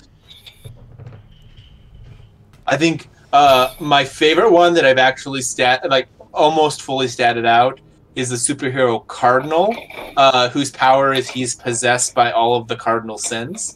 Ooh. At the same time? At the same time, so... Oh, man. Except for Sloth. Sloth was lazy and just gave him a magical sword with the power of Sloth. That makes sense. Yeah, what is the power of Sloth exactly? That's accurate. Technically, his powers is that he can capture and seal things within inside of his body, and just happen to seal the majority of manifestations of the 7 deadly sins. Okay, could you imagine fighting Sloth? If that was your BBEG, right? I would imagine it just has an aura. You have to do a high will save on. Otherwise, you just give up fighting. You're like, never mind, I don't really want to do anything now. I just live here, literally the Lotus effect in the Percy Jackson. Calm emotion. Yeah. But you're just never mind, I'm just gonna live here forever now. And you're just trapped. It's a super aura. Alternatively, if you save on that, he has another aura that even though he is slower than the normal person, it slows you down so fast that it looks like he's gone under the effects of haste. By pure relativity. Whoa. I love the idea of him having the spell Power Word Kill, but it's the exact same effect, but instead it's a thing where you're bored to death. Mm-hmm. I like that. All I'm gonna say, if you haven't seen it, everyone here should watch Full Metal Alchemist Brotherhood. Oh yes. Yeah. Multiple times. Mm-hmm. Mm-hmm. Yeah, we've seen those. Oh, such a pain. Good. My biggest nerd shame is that I have watched 0 anime. Not one? I think you stretch definitions and include stuff like Western cartoons that are inspired by anime, then maybe, but no. I've seen episodes here and there of stuff. Is Full Metal Alchemist technically anime? Was it made in Canada? Yes. Yes. So Yeah. Okay. Yeah. Yes. That's a good one to start with if you ever It's a get fantastic starting place. Make sure you watch Brotherhood though, and not the original. Yeah, Brotherhood. I do know much enough to know that. Yes. We did watch it afterwards. We watched The other not one. as not. I'm And I planning was on like- going back to watch it. I was like, okay, they kind of fell apart at the end. It was good, and then it was just like, Yeah. now So we don't know which way to that go. one, they got to the point like where they were caught up with the manga, and then like did what Game of Thrones did, and were like, we can figure it out. Yeah, and they And then just went. Yeah, but unlike Game of Thrones, they went back and fixed it. I think they're doing that with Game of Thrones. I think there's a big fan. No, they're doing a prequel based Yeah. off of a book that George R. R. Martin wrote. Oh. That is the fictional history of the Targaryen Civil War. the House of the Dragon thing. Oh, Yeah. okay. Yeah. So they're doing House of the Dragon, which is based off of the Dance of the Dragons book. Got it. No, that's not the end of the book. Noah, have you seen Rings of Power yet? No, I have a massive watch list. I'm trying to work my way through. I need to get to it. All right. Is the whole thing out yet? Yeah. Okay. Has anybody first else season. seen it? No, not yet. I have not. That's one of the ones that is on Lex and I's watch list. I just haven't gotten around to it. Would recommend. All Good right. to know. I was really concerned. I thought it was going to be a Wheel of Time fumble. It was Don't watch not. Wheel of Time. It's Didn't the vote, worst. You read the books though. The books are The awesome. They're books great. are fantastic, but Wheel of Time. Prepare to be reading those books for the next 3 years. I sparked Yes. them. I was Yeah, just like, yeah. I can't. I just want to know how My it next- is. My next reading project is actually reading Harry Potter for the first time. You'll get through Yep. that so fast. Oh, You'll I read know. it in like Yeah, a that's week. actually You'll not be too like, oh, sweet. And then Which is if you nice. ever read the Wheel of Time, you'll think like, yeah, I've got this. It's going to be exciting. And you're like, you get really into it and you're like, wow, this is great. And you just keep reading. And then you keep reading. And you keep reading. If you thought And then you Tolkien liked realize that details. no one makes a decision the entire time. I like to say that like other books will drag for like a couple of chapters. Wheel of Time straight up drags for like 2 books. Oof. Yeah. Yeah, And there's they're like not Two that or long. 3 section. books right in the middle. Yeah. And like Yep. it's like books 7 through book 9 is like ugh. I mean, if Yeah, you like that. nothing happens. I still think those books are really good, but yeah, it's like The story is incredible. I've never read a story with nearly as much scope, and including Lord of the Rings. Like, there's no story I've ever read that has the scope that does. in the R.A. attention to detail as Salvatore's well. Legend of Drizzt. No, not It's even good. close. I know, Legend but of it's Drizzt still is good. good. It is good. Literally got to the last book, and they start like they mention like many times. They'll say someone's name, and I'll be like, I know that this character has been introduced before, but there are literally so many characters that I do not remember this person. And it'll be someone who like was mentioned 3 books ago, but not since.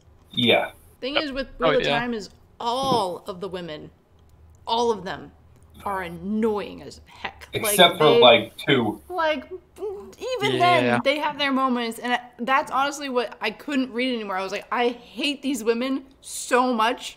Like, why Yeah, did he from- have to write them this way? Like, he From wrote my them- understanding, is he based them all off of his wife?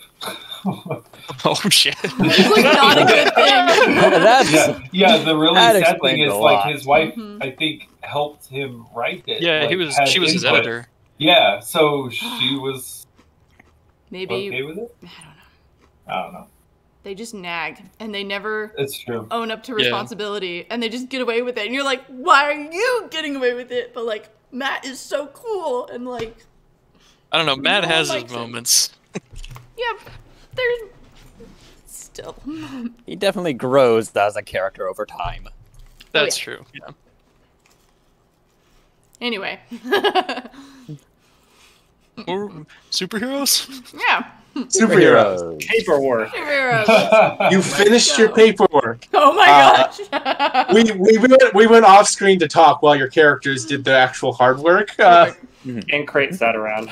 Right. Krait is Oh. just twiddling is his the- thumbs really fast. That's the thing, Tuff. 11 things a second. Currently, I look exactly like Krait. Yes.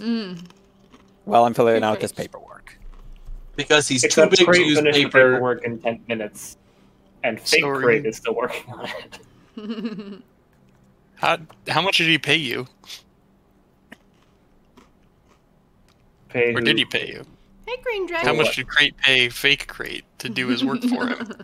Oh no, he just shapeshifted.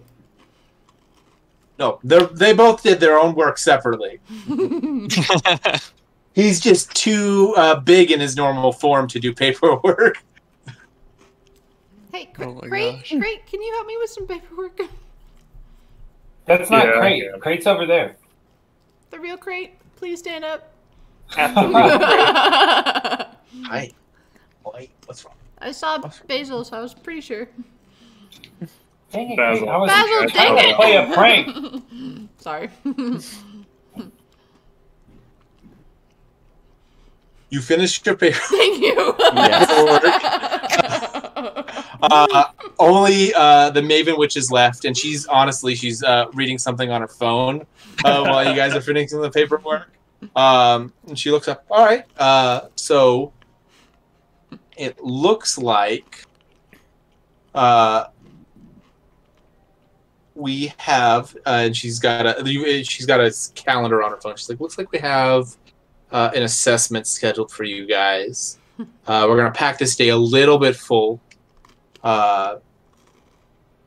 So for those of you who are playing characters who don't have any knowledge of this world, because you would all know that a superhero assessment is it's a weird formal informal thing where it's basically like a mock sparring fight where you get put up against someone. There's a couple different versions of it. The most common one is that you get put up against someone one-on-one or one person versus a team to test a variety of scenarios.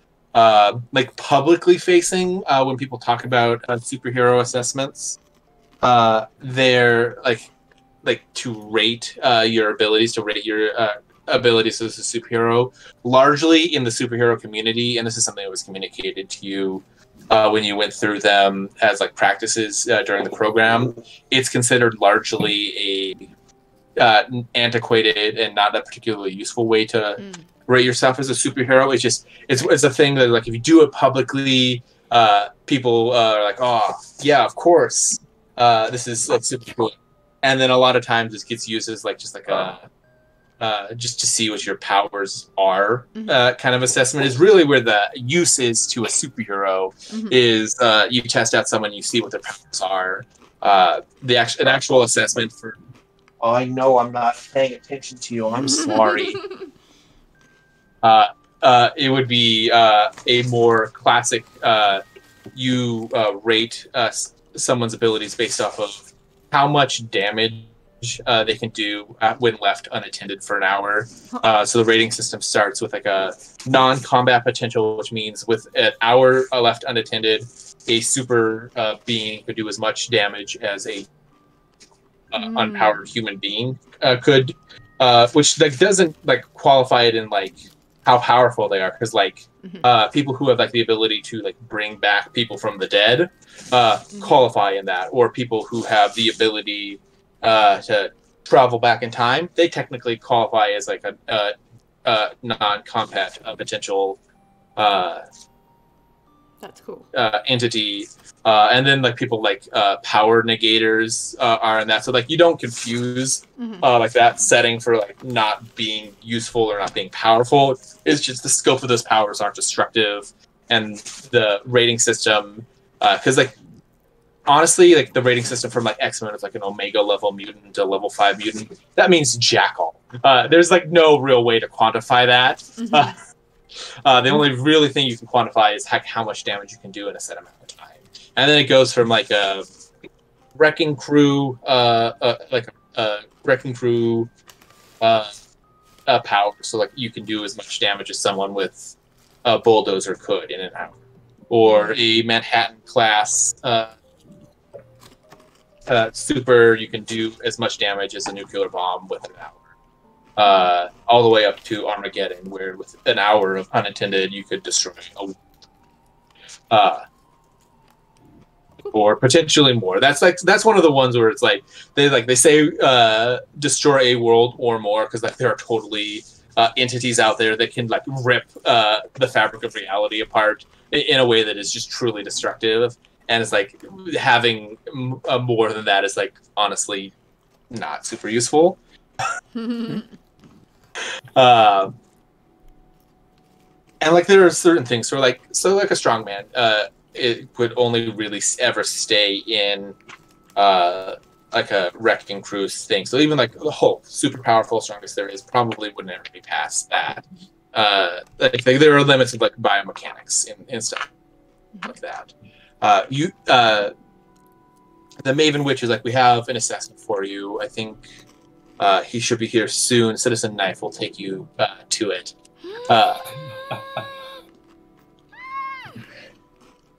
I'm working him in, damn it.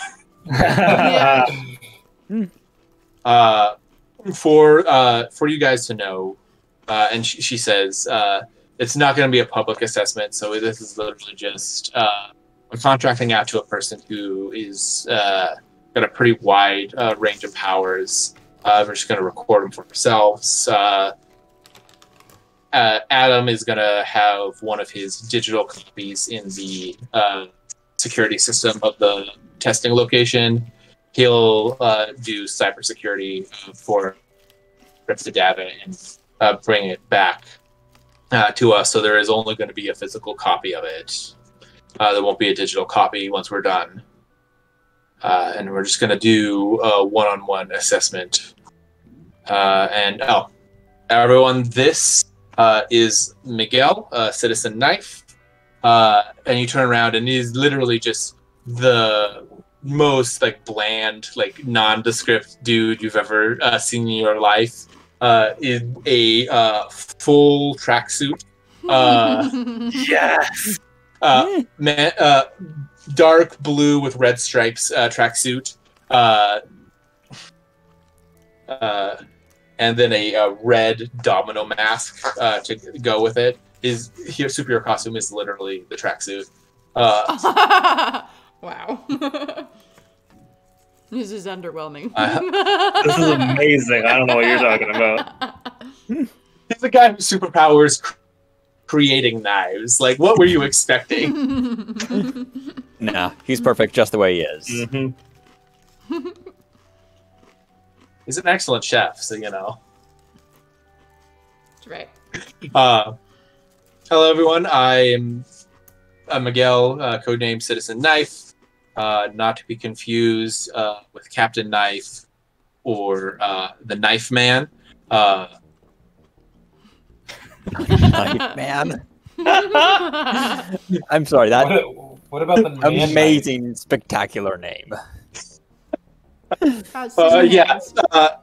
Knife Man, the man with the ability to destroy knives. Who is the sidekick of this crazy superhero crime man. Nice. Disgraced. Hi. I was expecting Knife Man to have the ability to turn into a knife. That's what I was hoping for too. No, that's Captain Knife. He is a were that's knife. Captain Knife. Okay. He's a were knife. His name should have been Silverware. No, that's his sidekick, I think.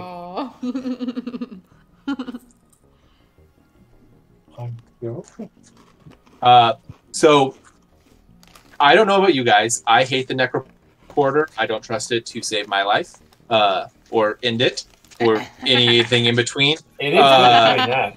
Does both. After our last experience, I would tend to agree. I figured you'd be on board with that. I've got a van. Okay. How big's your van? It's bigger on the inside. Awesome. Oh, let's go. You go out, and it is a Sprinter van that is in the same blue with a red racing stripes motif as his tracksuit. with a knife on the side, and it's literally the knife mobile stenciled on the side. Oh. And then in much smaller text underneath, fitted with cutting edge technologies. Ha! Nice. Wow. Cutting edge. Wow. That's so good. I don't know if you were expecting a citizen knife to be much cooler than this, but he's not. I really was. I was No, expecting he's this. cool. This is He's cool. like pinnacle. It's different. It's so good. Like I said, Yeah, Paul he is like opens just the the way back. he I is. have a new favorite. You have a new favorite?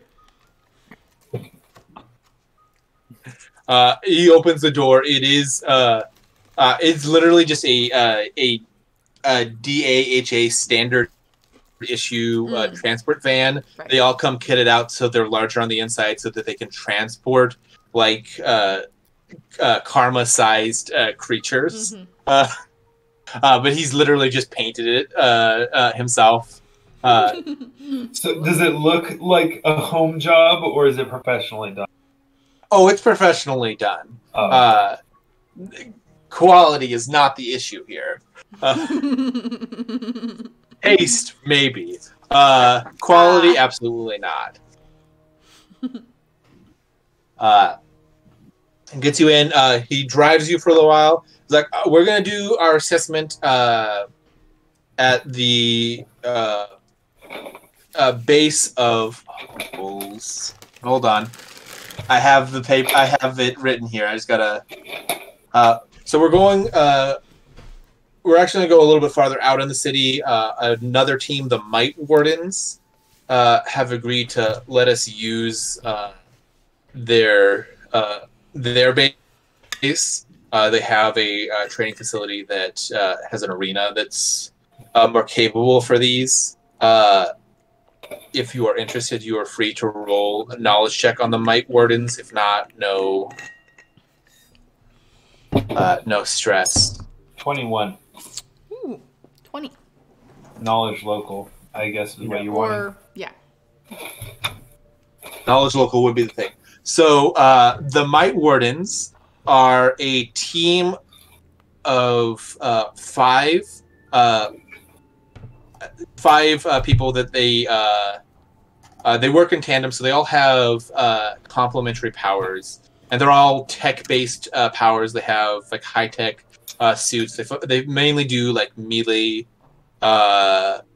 combat that's supported by like high-tech stuff. They tend to run in like a rainbow motif. Gosh. Like each Like one is a Power different Rangers. color. Oh my gosh. They do have Wow. high-tech mechs that do combine together they use for larger fights that they are still melee based. I love it.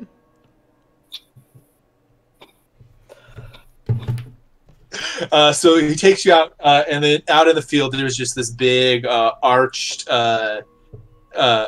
thing with two towers on each side. Looks vaguely in. It sticks out a little bit in the zone. It looks like it's made of sandstone. And you pull in, and looks like maybe in his 20s-something guy in a blue tank top and blue jogging shorts. Primary color blue, of course, with glasses. Greet you guys. It's like, hi everybody. My name is Ted. Welcome to the Hall of Power. Power. There is an actual echo. Wow. Ooh, Ah. Yeah, I mean, we're not going to step a shit ton on ceremony. Your sister's already here. He's down in the arena. If you guys will just follow me down this way. You all look like you're in uniform. Any of you need or want to step into a locker room before we go down? Nope. I'm ready. Sick. All right. So he walks you down past a bunch of like it looks like a training dojo and a bunch of gymnastics equipment. There's you look through the door and there's definitely a robot talking to a giant floating head.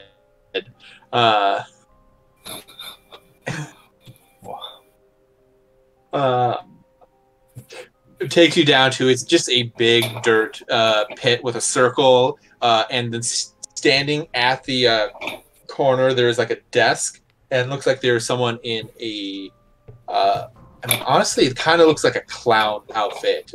Big, bright, curly hair, bright shirt, and big those like looped kind of pointed shoes, or like where the toe like turns back in on itself. That are definitely much bigger than the rest. You guys get down. Citizen Knife goes, "Cackles, what's up?" Turns around and just full on a clown. Turns around, black Harlequin style, like Augustine clown style face makeup. He's got a like flower on his lapel, like the full like wow, full stereotype. Mm-hmm. And he's like, he bows. Hello, everyone. Miguel's gonna see ya. I am Cackles the clown. I'm gonna be your assessor. Terrible. Terrible. Oh my gosh. Not a fan of clowns? Oh, I didn't say that. No, I'm saying that in real life. This is terrible. It's frightening. It's great. It's awesome. Love it. All right. I'm Cackles. I'm going to be your assessor. We're going to do this one-on-one. I've been fiddling with the settings here.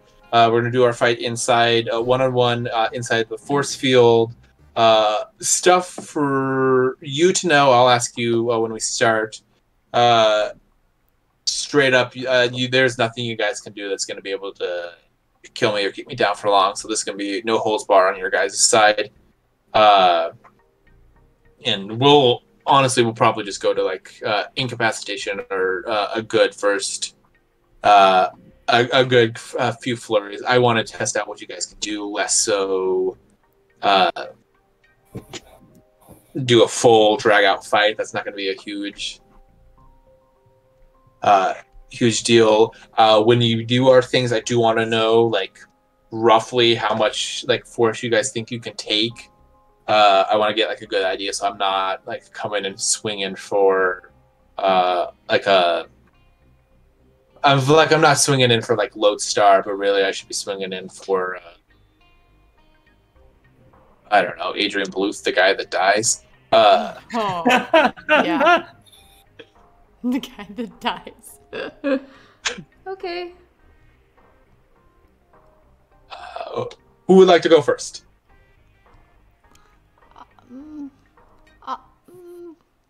I will. Yeah, you go. Excellent. Puts his hand out to you. Cackles the clown. What's your name? Great. He's still got his hand like extended out to you I'll for a shake his handshake. hand. Oh, no way!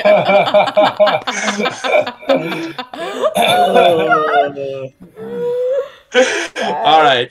So I do want to know a ballpark of like how hard are you to hit? If you do get hit, how much do you feel like you could take at a time? Good luck hitting me.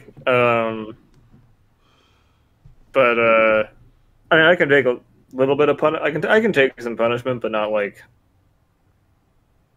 I'm not like unkillable.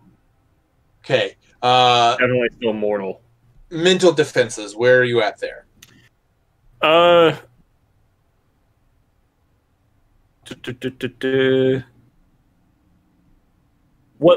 would be considered like average? I mean, honestly, you can just say what your saves are, and we can contextualize that in like your character actually says what it means, but you just say numbers. Okay. That's totally fine. So health pool is 87, but technically doubled because I can split it evenly between myself and my snake. And my snake has my HP. Will save 11, reflex save 13, fortitude save 13, armor class variable, but like at its like peak, 47. Okay. But I'll also probably have, like, if we're allowed to like cast spells and like prep for this. I mean, yeah. Yeah, then I'll also have like displacement and probably mirror image up, so I'll be even harder to hit. Okay. All right, that's good to know. I'm honestly, just from what you're saying, I'll try a few physical interactions, but odds are I'm going to be doing something in the more realm of area of effects, status effects, and status effect kind of stuff. That's where I think I'm going to be more successful on you. We'll take it a look. We'll see. And he like fully like twists his neck at like, angles that honestly human flesh should not twist, and just like cracks and pops and like stretches out and just like rolls into like a big circle backwards, like contortionist style. Oh my gosh. This guy. Should I start preparing? How many teeth does he have? He's got a full set. He's like a full normal mouth. Mm-hmm. I'm so glad I missed this session. Jordan, do you like clowns? Not this one. Not this one. Should I start casting spells? Yeah. Let me know when you're prepped, and we'll do. And we'll get started. Okay. Will do. All right. Anybody like card tricks? Yeah, I like card tricks. A deck of cards appears in his hands. Pick a card, any card. The whole deck, because he's so big. I'll lightly pick the one on the farthest right. All right, keep that card. Don't let me see what it is. Just keep a hold of it. He's holding it like this. It resizes so it feels like a normal card, proportional to you. Ooh. Magic cards. Might need one of those. Just like stick that in a pocket or something. Just let me see it after the fight. He'll stick it in a pocket. Mm-hmm.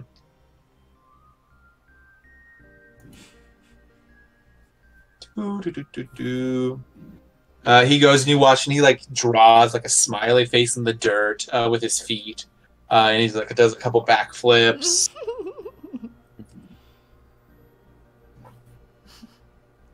Is he prepping? Is that what this is?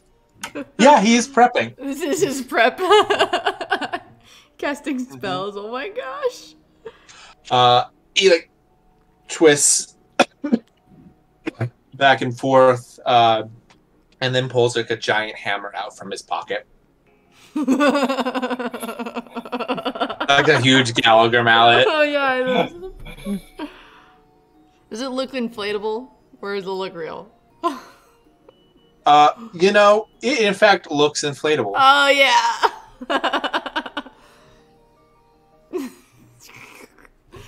This is a great character. Okay. Good luck, Krait. There are now 8 of Krait. Eeny, meeny, miny, mo. Get your tiger by its All moving in unison. What? It's crazy. Arranged in like an octagonal pattern. All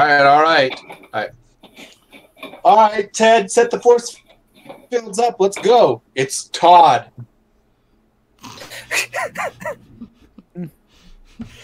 No. Just for your reference, I cast Mage Armor, Shield, Mirror Image, Displacement, and Haste. Okay.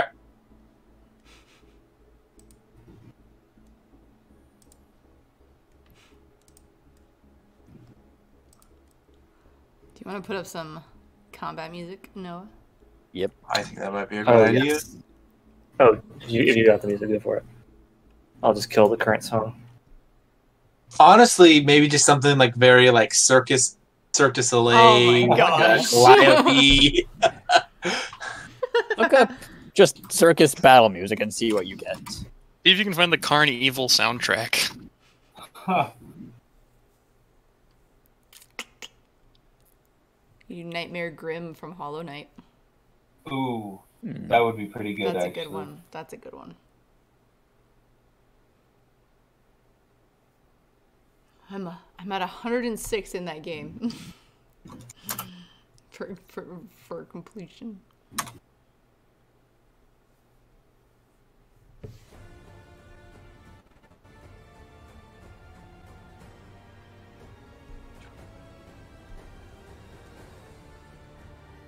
Oh, yeah, this is perfect. For a creepy clown? Hell yeah. Anybody else disturbed by the fact that he's not Chuckles the Clown, he's Cackles the Clown? Yeah, right? Chuckles the Clown was already taken. Yeah. And unlike Joker, he actually has his face on an egg like a good clown. I'm getting from the faces that nobody understands that joke. So clown faces are trademarked, and to trademark a clown face, you have to paint it on an egg and put it in the Hall of Faces for the Clown Guild. This is a legit thing? What? That's a legit, actual, normal, real-world thing. Oh my god. I would argue that Face normal is might be a on an little egg. far. Okay, it's a normal clown thing. Okay, Jordan? Are they hard eggs? Yes, it's a hard... I think it actually might be like a drained egg. Oh, okay, yeah. I'm honestly not sure. Probably don't want an actual egg in there.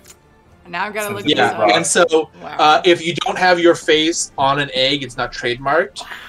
And so there's an actual like discourse in clowning circles, and the fact that I know this makes me truly upset. That Joker from Batman likely does not have his face on an egg, and they're like, and there's a running thing where clowns like, I want to see a comic where it's literally just a bunch of clowns put on Joker's makeup to beat the shit out of him because he's disrespecting clowning. Oh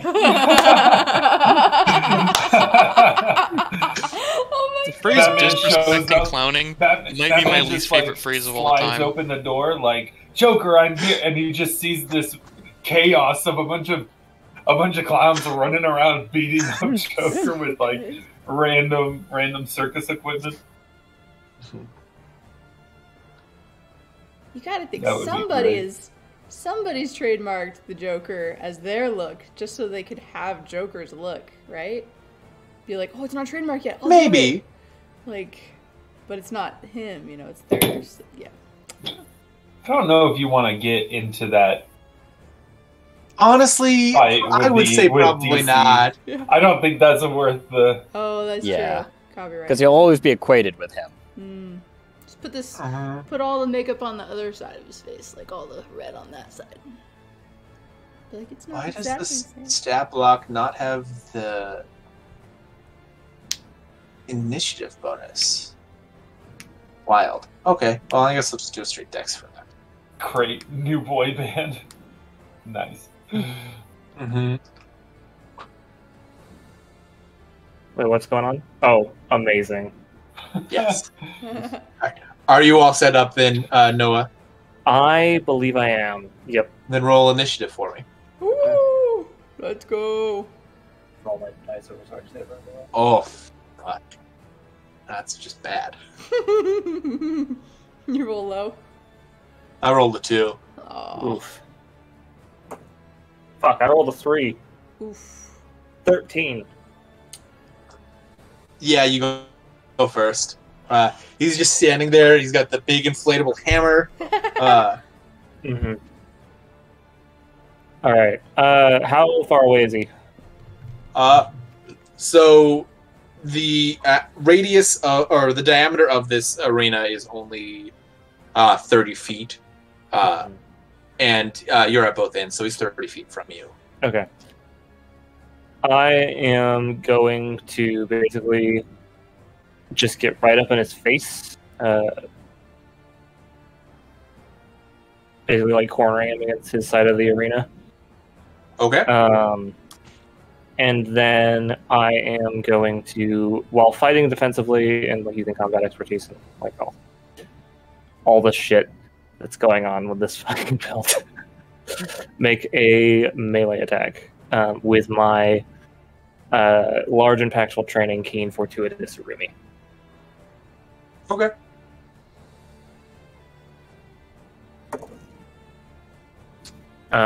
Does a 27 hit? So, when you're coming up to him, are you charging or are you just walking up? Walking up. Just walking up. Okay, noted. You said 28? No, 27. 27. Both hit. So that'll hit. Okay, cool. That will do...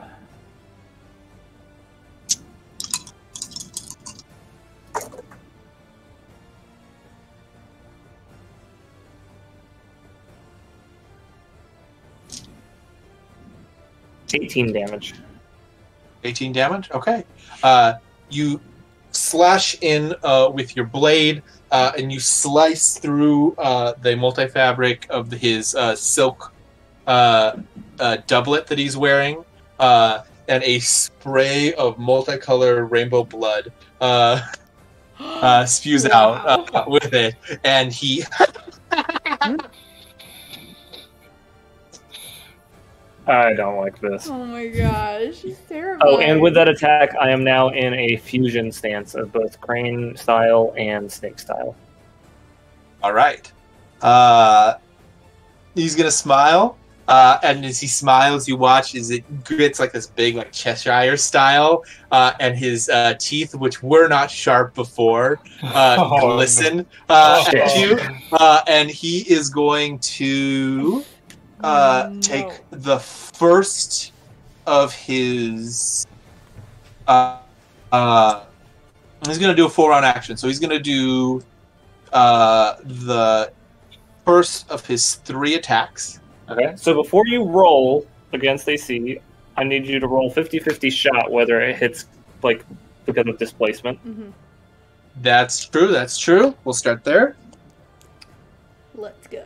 High or low? Let's go high. Okay. High for success. High for not getting it. For me. All right. He rolled a 30.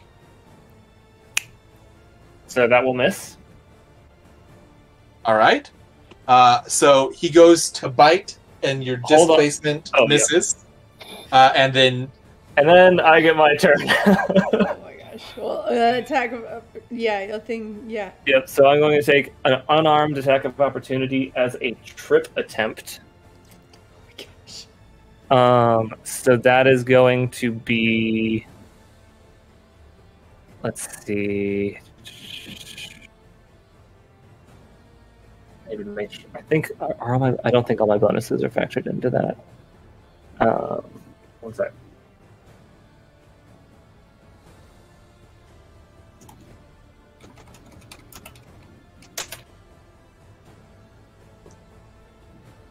That's +2.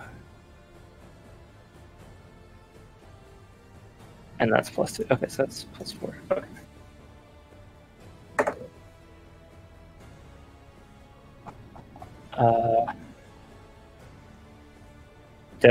I rolled abysmally. Fucking hell.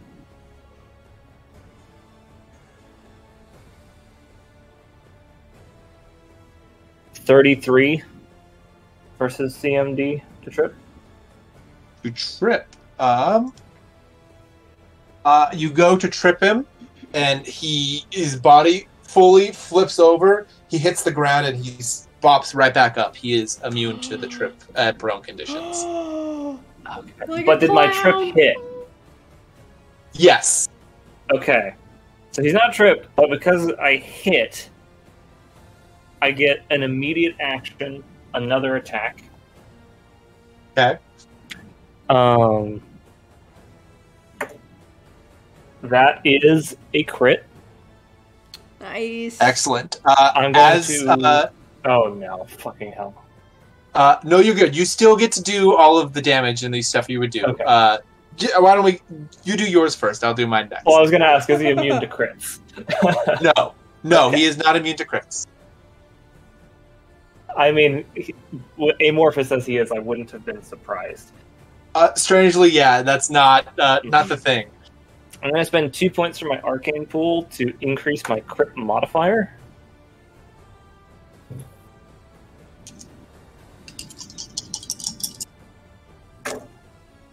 So, first set of dice is a total of 12.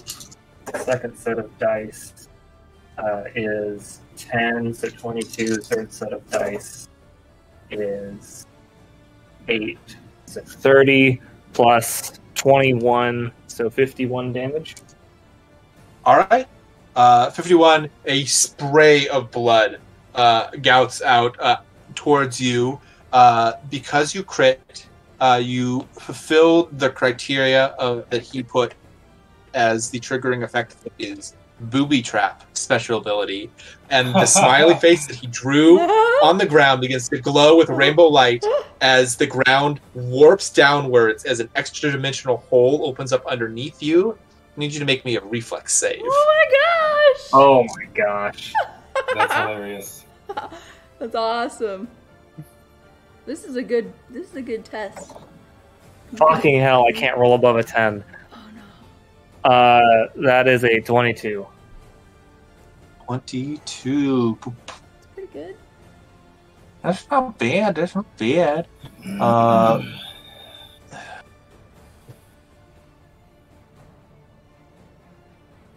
gotta do some math. I didn't write that one out right.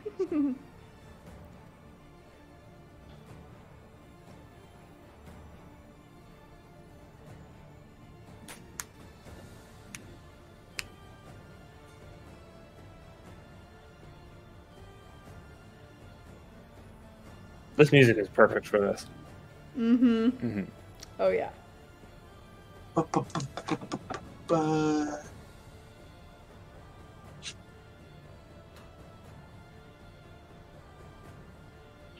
Yeah, the DC is 43. Fuck. Holy moly. What? You fall down the hole and boom, land. You are going to take. So this, I'm assuming this interrupts my ability to take my other attacks of opportunity. I mean, you are now 100 feet down below him. Whoa. Luckily, it does have a much lower max on the amount of fall damage you can take on this. You do fall slower than you feel like you should be. Oh, that is just such a bad roll. You're going to take 7 points of fall damage, because I only rolled 5 1s and a 2. Wow. Oh. What? Wow. Wow. That is a very low roll. That's a Noah roll right there. Holy shit. That is a me roll. Alright. I'm going to take 4 points of damage, and Basil is going to take 3. Okay.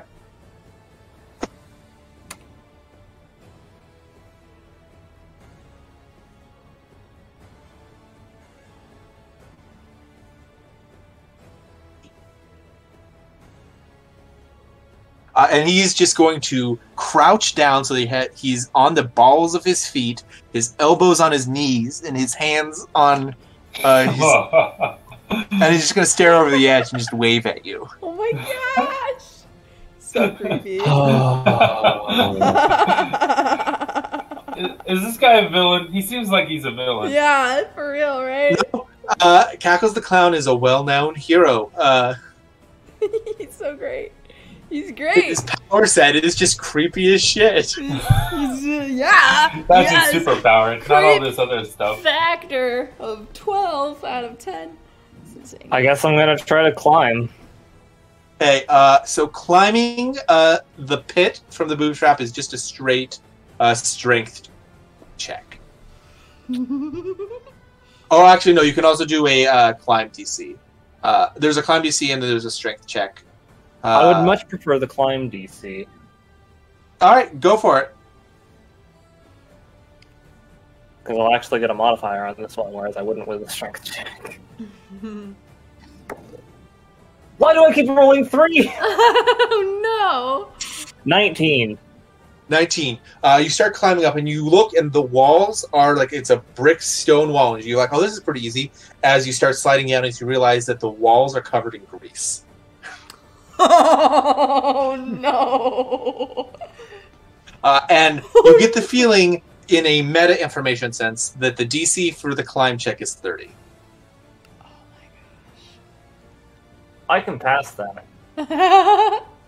How many times are you going to have to roll to pass that is the question. No. I don't know. Why am I getting flashbacks to the Tomb of Horrors pit that we all had to climb out of? I had another group all pretty much die in there. That same pit. Not that surprised. You guys all I think we got really lucky that we got out. You guys.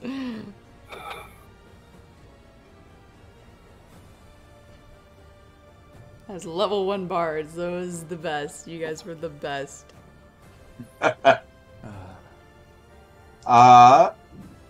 Which technically he was in the middle of his full round attack when we were going through this. And I was also in the middle of a chain of AOs. Yeah, he's not going to.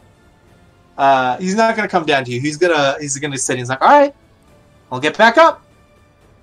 And he's gonna forego the rest of his turn to let you do yours. As he just looks up the.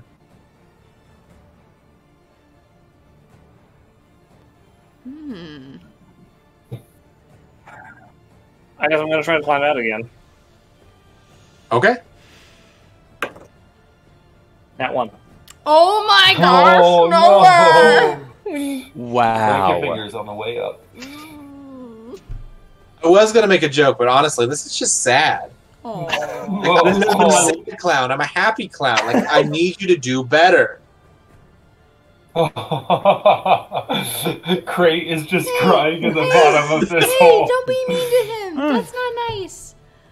This is good-natured banter. Doesn't feel very good natured. You hear like very faintly like echo from the pit. Yeah. Your feedback has been noted. And ignored. Man. Clowns. Krait mumbles something about their thank goodness there aren't going to be any digital copies. Right.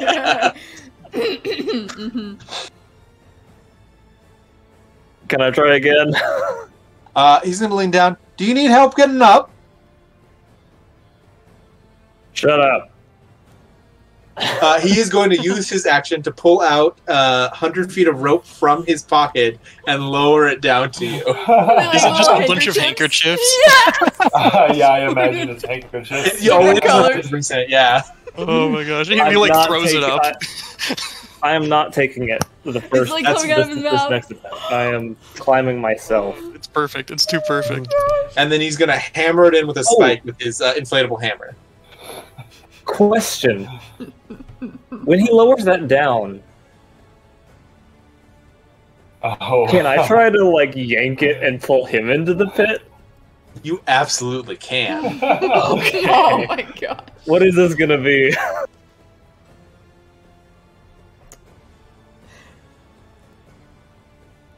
I'm going to say that's due your CMD to trip again. He's immune to the prone condition. He's not immune to being tripped. Okay. So that was a misspeak on my end. It's just tripping him and to knock him prone just doesn't do anything. But tripping him to move him down totally, prone. Yeah. Okay.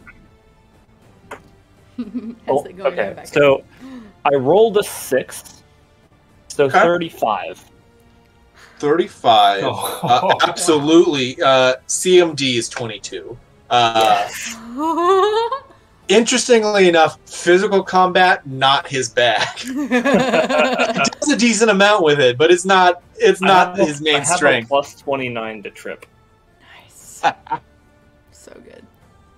Only? You got those numbers. So he falls down. He falls down slowly because he's under the constant effect of feather fall. So he just like float down. It's like is what I call a joke. It is a small space. You guys will be within each other's space when he lands. Okay. What does that mean for melee combat? Honestly, it don't believe it really affects anything outside of you're always threatened by him. And he's always threatened by me. Yeah. And I guess also technically it would also mean that Basil, who has to share his space to attack, would also be within the space of... Basil does not attack offensively, so... That's okay. I don't think there's a shot anything in this world fails a DC 8 fortitude save, so... I do have a question for you. Yes. When you're fighting, does your braid ever come out over to the side of your head where you'd be able to see Basil ever? I'm aware of Basil constantly, if that's what you're asking. Yeah, okay, no, I'm more physically see him. Oh, physically see him? Probably occasionally. Basil uses his turn, because Basil technically gets a turn, to use the aid another action to boost my AC. Okay. So there's a thing where you'll be able to see him every once in a while. Okay. Okay. Noted. It is your turn. No, wait, you pulled him down. I'm going to say that's a attack. So if you... Oh, that's a attack. I have more attacks. Does Featherfall take, longer, though? But if you want that just to be my turn, I'm fine with that, too. It can be his turn. Sweet. Yeah, it's going to be his turn. He is going to smile at you. I'm noticing a very interesting relationship between you and your hair accessory. Oh, he did not just call Basil an accessory. He has a name. Basil's about to I don't know what it is. Murder. It's Basil. Well, good to know. He is going to do a couple things. No. First he's going to do a thing where he reaches in his pocket and he flicks out, looks like a sticky note, and it kind of is up in the air, disappears. That is a swift action. That'll come into play later. And then he is going to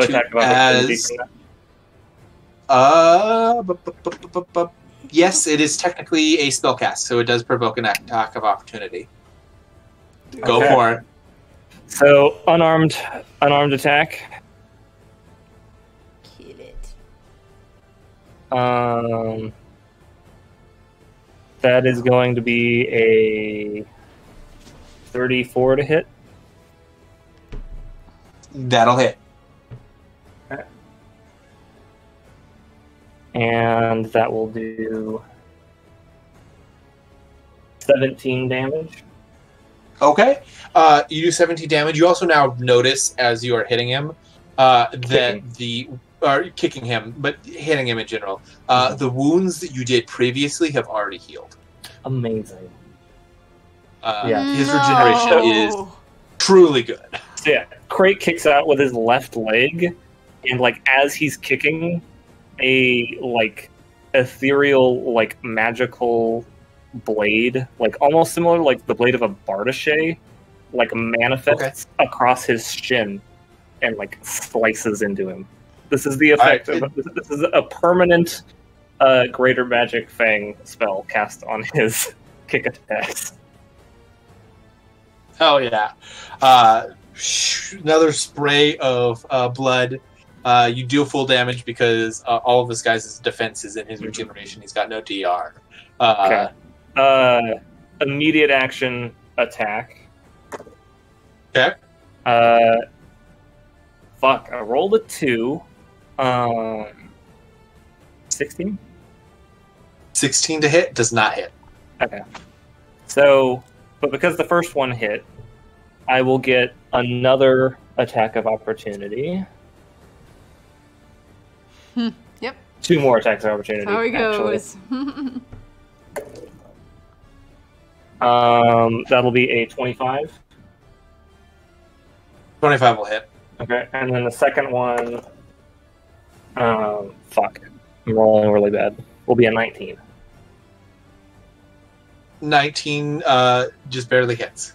Okay, sweet. And then fuck it. For one of those, I'm gonna spend a point from my arcane pool and max the damage. So that first one is going to do 25. I think that's right. Yeah, 25 points of damage, and then the second one will do 18 points of damage. Oh, let's see. Is that everything? Yeah, because I didn't do a trip that time. That is everything. Off of that particular action. Okay. So does you pummel into him. spell work? Yeah.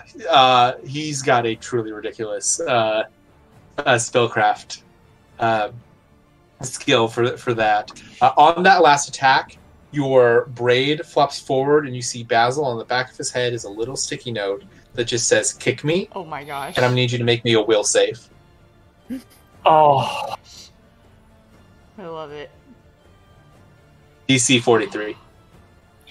Oh my gosh! I have to roll a nat 20, assuming a nat 20 would even pass, because it wouldn't beat the number.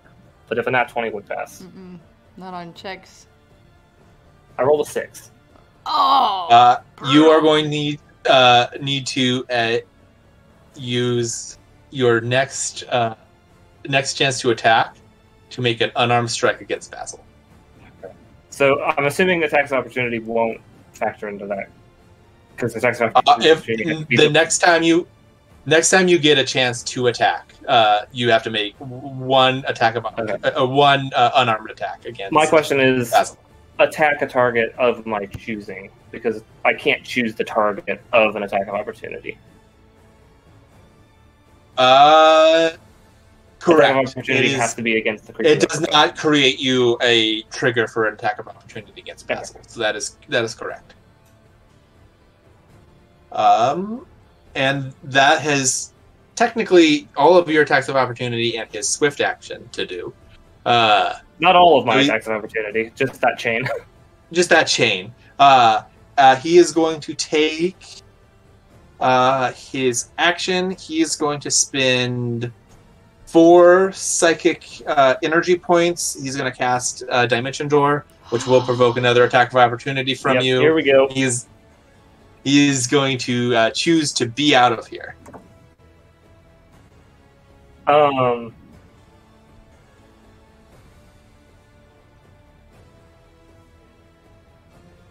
Could I use one of my attacks of opportunity to make a grapple check to grab him so that when he goes through the dimension door, I do too? Yes. I would like to do that. That's going to be a 41. Grapple check. That'll do it. Okay. You grapple him. He casts a Dimension Door, a spinning, multicolored, almost looks like it's made out of LED light bulbs. Multicolored VW bug comes driver's side door first down the oh my God. hole. You go through the open door of the driver's seat, and you find yourselves out in the middle of the arena with no hole in sight. Okay. Because that grapple check was successful, I will get an immediate action attack and then another attack of opportunity. Okay. So immediate action attack, 18. I'm rolling real bad. 18 does not hit. Okay. And that's even less. I rolled a 4 and then a 3 there. Holy shit.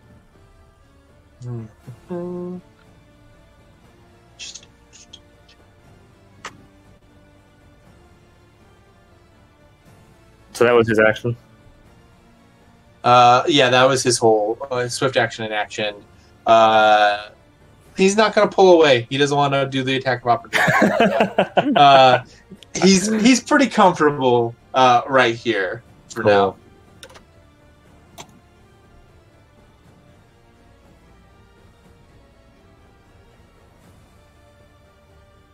Yeah, and that's all he's going to do. Okay.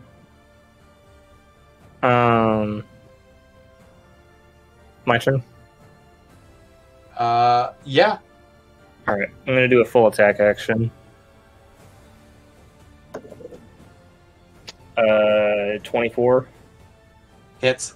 I'm just going to roll all of these. The first one technically is against Basil. Oh, yeah. Shit. Oh, yeah. So, okay, here's an interesting interaction. So that 24 is against Basil.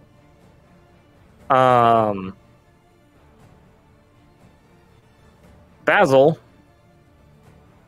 has an armor class of normally 22, but if anyone makes an attack of opportunity against if anyone makes an attack against Basil,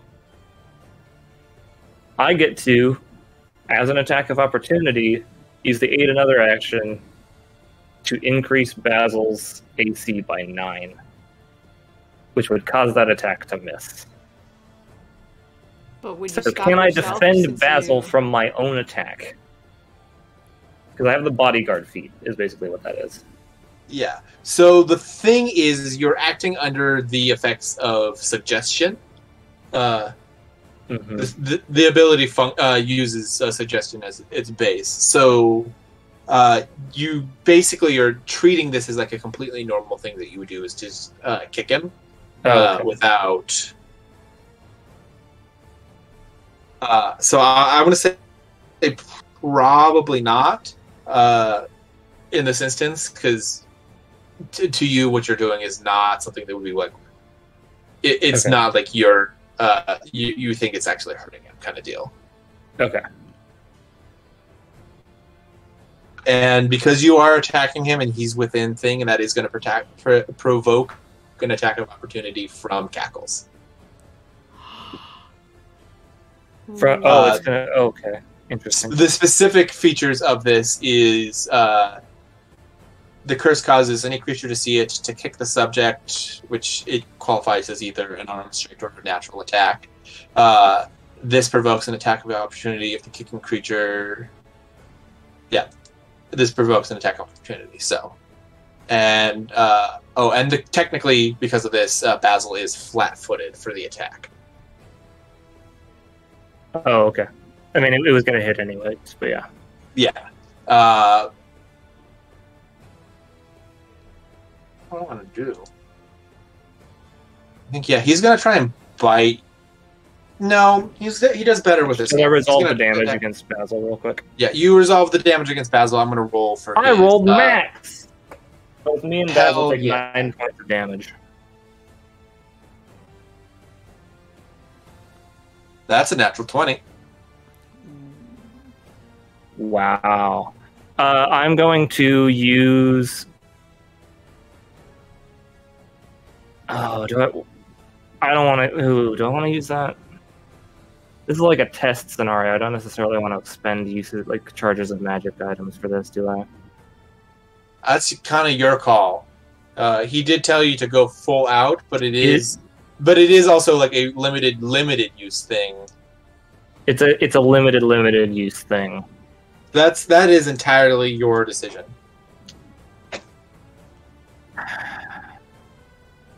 I wouldn't do it on this. Just say Krait wouldn't. The only reason I would consider doing it is because, to show off it's a one shot. Yeah, exactly. So how many uses do you get? 7. I'll use one. That way they know that you're capable of that. It would make sense. This is an assessment. Yeah. I can always get another one of these. Yeah. I will use one of my 7 beads from my bracelet of second chances to negate that critical. So it will still hit, but it will not have any of the effects of a critical hit. It will just be considered a normal hit. Okay. So we're down from 3d6 to 2d6. You did roll max damage on the 2d6 though. So you are going to take. You are going to take 16 points of non-lethal damage as he hits you with the inflatable hammer. I will take 8. Basil will take 8. Bonk. I love it.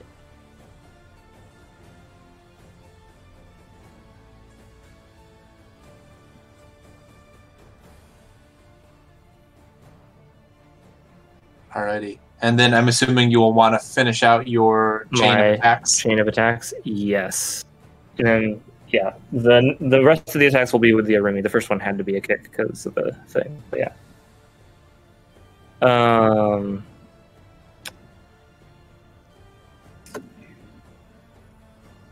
28. That'll hit. And 20 exactly. That'll hit. Okay.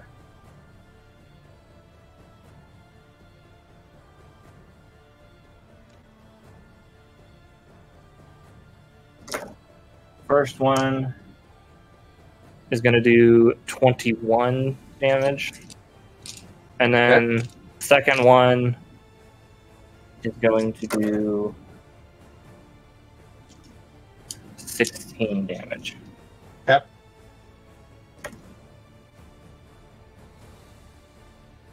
Yeah, and you like huge gaping holes just appear in him.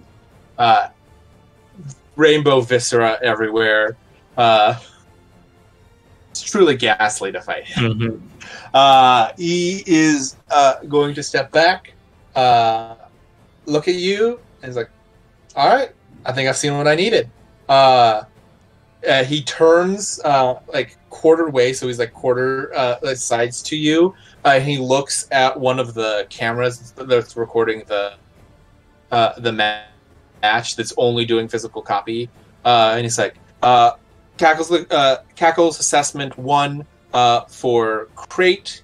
Overall physical melee combat is highly proficient. I'd say adapts well to environmental changes with high level of ingenuity. Capitalizes on presented weaknesses. Does not show hesitation. And would recommend further training in mental manipulation resistance. I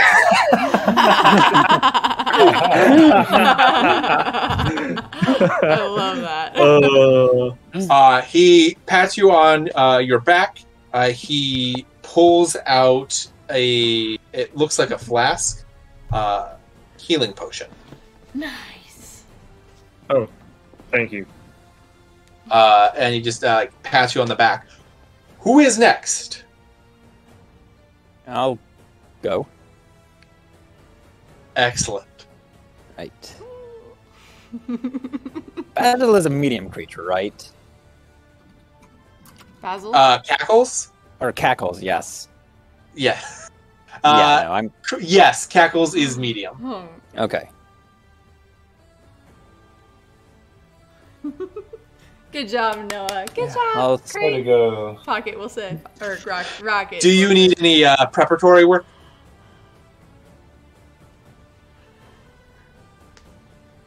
I'm just kind of like roll my shoulders back and just... Nope. Let me know when you're ready. You're mainly melee, yeah? Melee. I got some range. Actually, I have a good bit of range, just about out to 100 feet.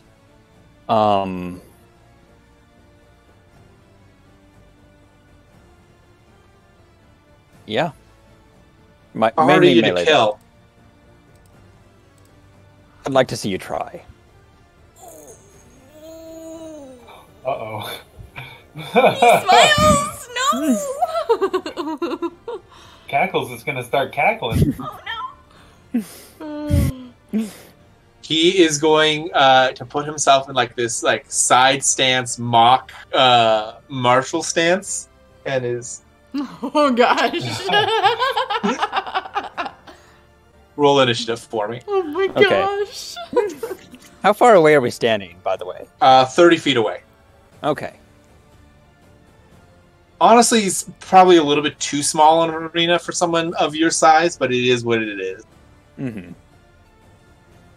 All right. I love it. So 14 That's with much better. a -2, 12. All right. Cackles is actually going to go first this time around.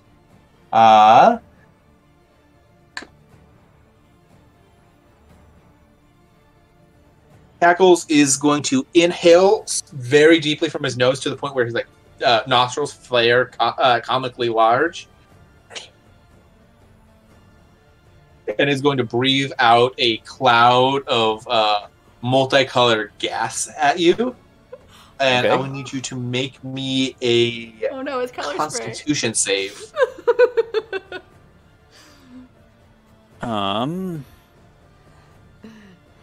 Is this color spray? Is this straight up? Or fortitude save? Oh yes, Fortitude. Or it's Thank you. laughing gas. 23. Nice.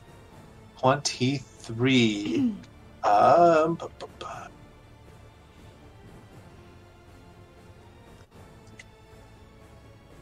I calculated the DC for the other thing. I just got to do.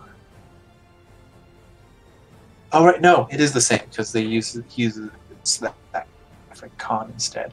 DC is 43. Okay, yeah, I don't know. I was not making that.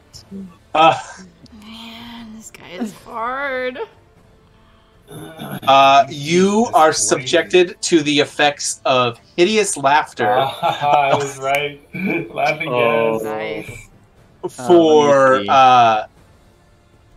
let for 8 rounds. Now, I know you are normally immune to mind influencing effects. Yes. However, he has the ability Natural Comedian. A Psyclown can affect creatures of all types with his hideous laughter ability without penalty. In addition, it can even use hideous laughter to affect creatures through its mind influencing spell. It ignores the immunity to mental resistance. Ooh. Ooh, okay.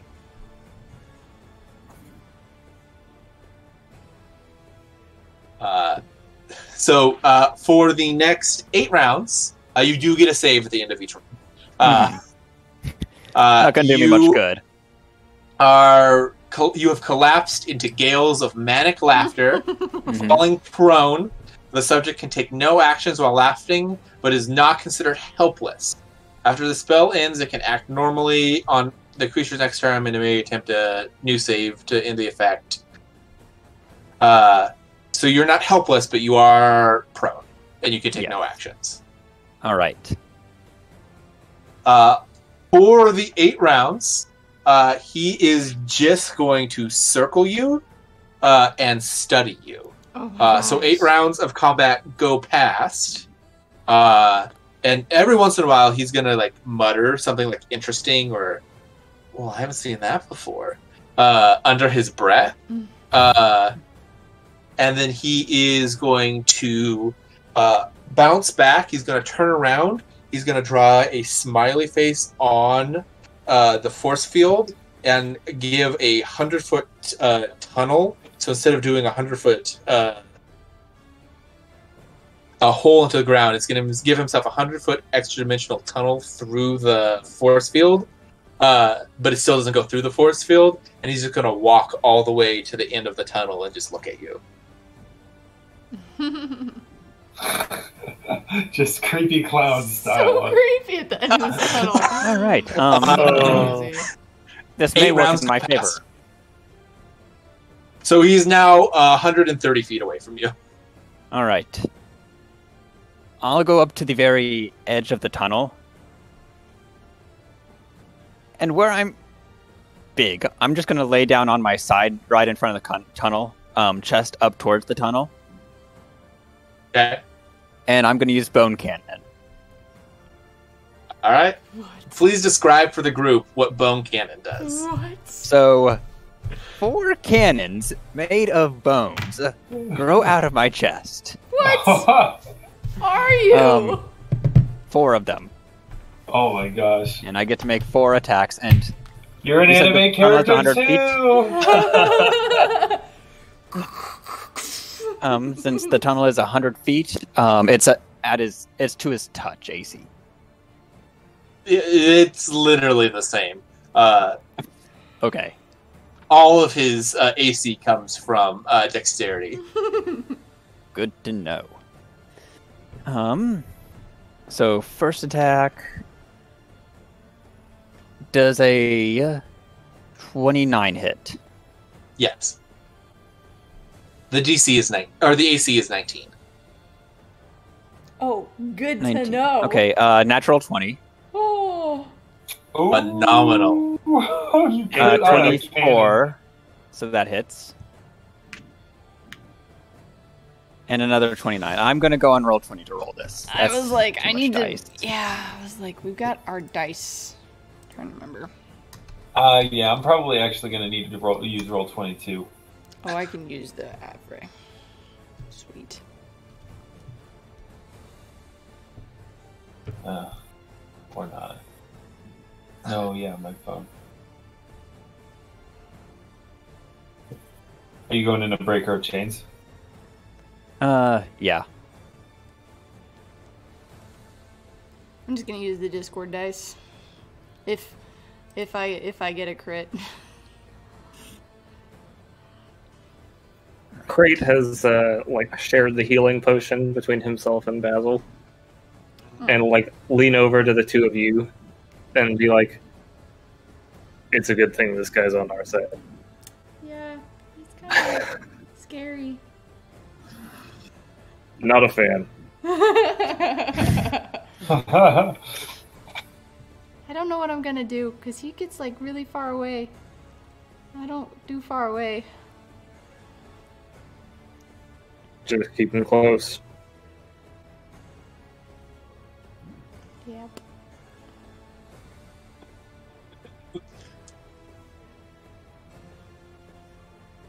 Man, if I wanted the green dragon were here, he'd totally rock this guy's socks off. The who? Friend of mine. It's the guy who went to from, do the program university. with. Really? What is he Meanwhile, doing? Green Dragon is just stuck in another dimension somewhere. Yeah. Waiting to come out. No, I just imagine, cut to alternate dimension, Green Dragon is fighting Cackles, and it's just with every punch, there's just a squeak noise, like a squeaker. You know? Like you're punching a chew toy. I love it.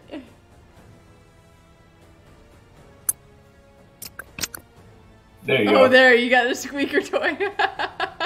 Oh. That's great. Actually, honestly, for him, it'd probably be more like a.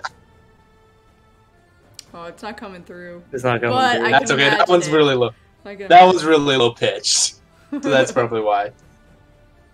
I Oh, imagine James might the pick it up. sound, the huh? You know? Think of the Like nose. the old horn noise. No, yeah. Oh wait, here. There you go. That's an elk call. Nice. Oh, we lost Jake. Yeah, Jake's Wi-Fi cut out Oh, yeah. temporarily. He's trying to get back online. Oh shoot. Because he was trying to roll in roll 20. Man, this music is so good. Mm-hmm. Excellent. This is the Hollow Knight No, this is Darkest it? Dungeon. Darkest Dungeon. Okay. Which, that makes way more. It does. I tried playing that game. The graphics I need to are go back. amazing. Oh, it looks so pretty. Yes. They did a great job. Honestly, the art for that is it has inspired so many D&D characters. Oh yeah.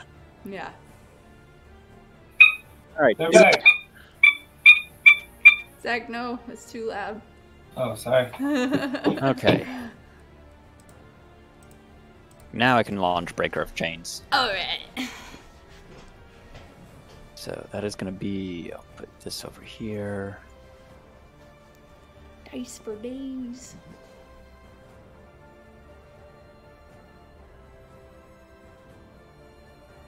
I open Breaker of Chains right to the Battle Royale. And it's still just as we left it. Oh. Janus's spectral hand still hanging out in the middle of the battle. Yeah. Outlived by a hand with 1 hit point. What a life. I cannot believe that fucking thing survived the fireball. I was like, it has evasion. Oh my gosh, so helpful. Oh, I was so mad. There we go. Sector clear. All right. Not clear. Not clear. Oh my god. 221 damage. There is a ×4 crit in there, Oh, so it's wow. not usually that much. 224 Wow. Say that out loud one more time. 221 damage. Okay. I would like you to know that you have done over 4 times his hit point. As he splatters out just a full thing of... Did I kill him? Oh, no, he's fine. Just everywhere. As the tunnel begins to close, because he has technically died, you watch as his entire completely pulverized form rejuvenate. He does get all of his hit points back each round. Truly almost impossible to kill. Yeah. I bet that is great at kids' parties. Does he turn into confetti? Is it like... What kind of kids' parties are you going to?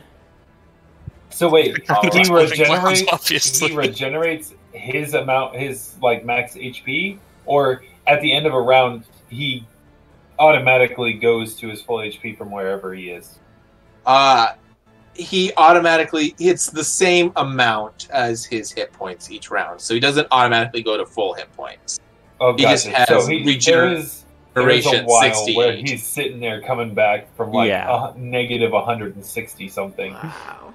Yeah, so it's slow. So he's technically dead up until he reforms, but he does noticeably reform. So it's a couple rounds. I'll wait for him. So you're waiting. So now, because you went right to the edge of the door, so you are now like completely flush with the now completely normal force field, and he is literally forming in front of you, between you and the force field. Awesome. Excellent shot. You kind of, almost like fish in a barrel. I just wanted to see how good it actually was, and it wasn't fair to not give you the actual range. That's fair.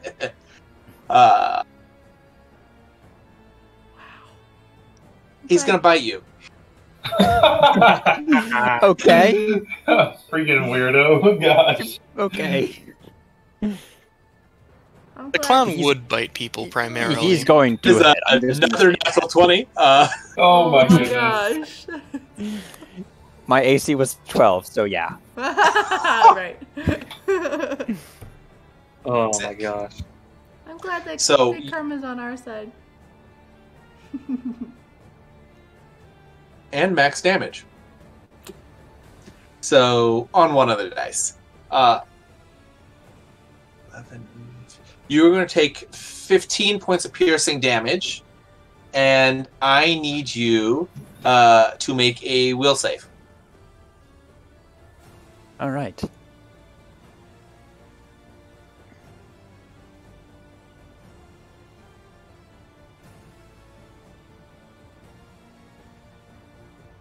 Uh, 19. All right. I'm assuming this is through mind affecting still. Yes. So he bites you. You take the damage, and then I don't take he damage. injects you with his. Oh, that's fine. He injects you with his mirth. He has the mirth ability on his bite, which means for 8 rounds you're on the ground with hideous laughter. Oh my god! Of course. I love that. Yeah, I'm on the ground. I can't beat that DC. But yeah. Wow. He is going to spend all 8 rounds dropping acid pies on you. Okay. So Acid pies. Oh my gosh. This guy's incredible. Yeah. When He hit is. you didn't take any damage? Nope. This guy validates so many fears I've had about clowns all this time. If this was how clowns were portrayed in movies, this makes sense. I'm like, what if a scary clown was a superhero? Really, is the whole thought process there. It's still scary. Alright, on the first round, you are going to take...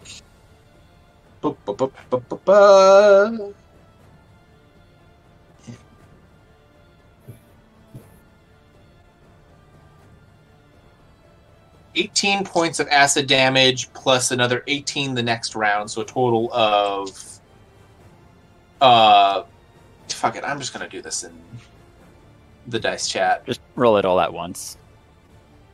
So Exclamation point R if you're in the Avray. And then space. Yep. Yeah. does it do like multipliers on I dice? think it does if you do parenthesis. I want to say it does. Let's find out.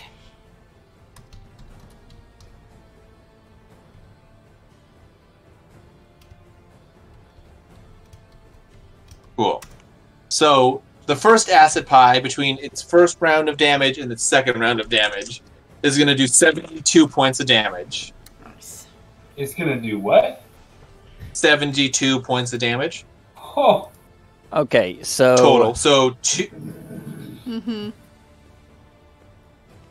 So let here's me the know. thing. None of this is gonna get through. Okay, so no form of attack deals lethal damage to me. It's all non-lethal. I am immune to non-lethal damage. wait. To- what? Cannot lethal? hurt me. Or to non-lethal. So you can only take non-lethal, but you're immune to non-lethal. Yes. Oh my gosh, no way. So you are invincible. Functionally, I can't be hurt. functionally I cannot be killed. No way. That includes death effects and stuff. Interesting. I did not connect that together when I was reading through your abilities. That is Oh, amazing. holy crap! Well, we know who's the strongest in the group. The Oh tank, my yeah, gosh, no kidding. that's Only, who amazing. cares what your arm? That's right. Exactly. That's what I meant when I said the bad rolls don't mean anything.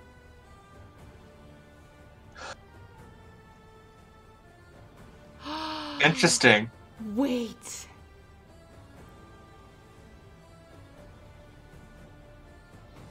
I got nothing. Interesting. So the clown's got a report? Interesting. He is going to, while you are still laughing, look at the camera. I honestly think that this one's going to be past my capacity to functionally evaluate. Looks at you while you're laughing. You're not a Manhattan class, are you? Still just dying. But not. Sorry, I'm back. What have I missed? Oh my gosh. A Jacob big is reveal. functionally unkillable. Immune to damage. Yeah. Just Yeah. immune to damage entirely. Yeah. Hold on, please. Sorry. So, please let me know what I have two abilities. First one. No form of attack deals lethal damage to me. This includes death effects. It all is non-lethal damage. My second ability. I am immune to non-lethal damage. How?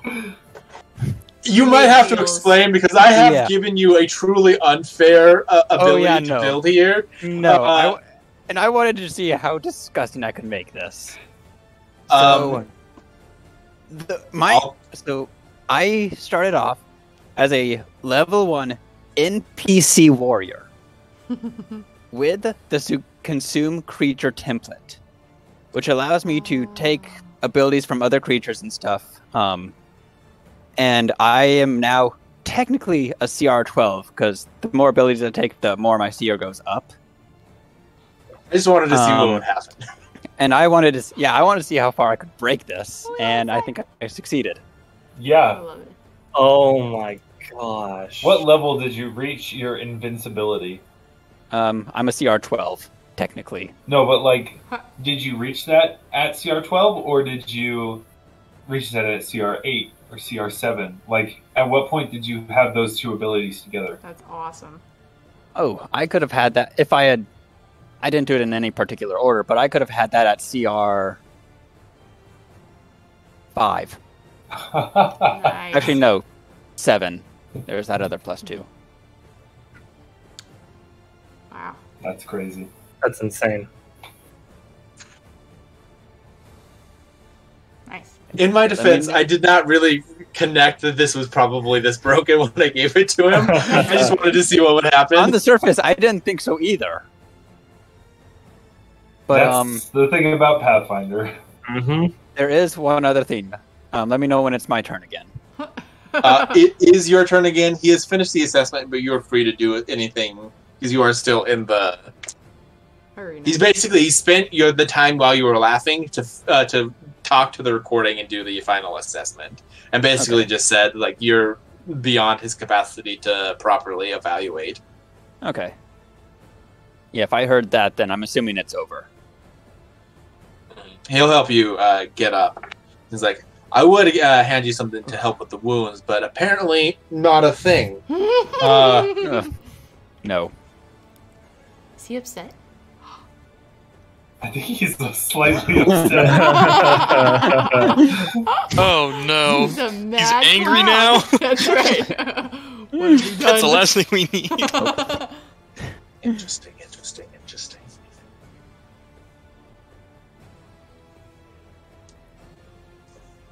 All right. Who's next?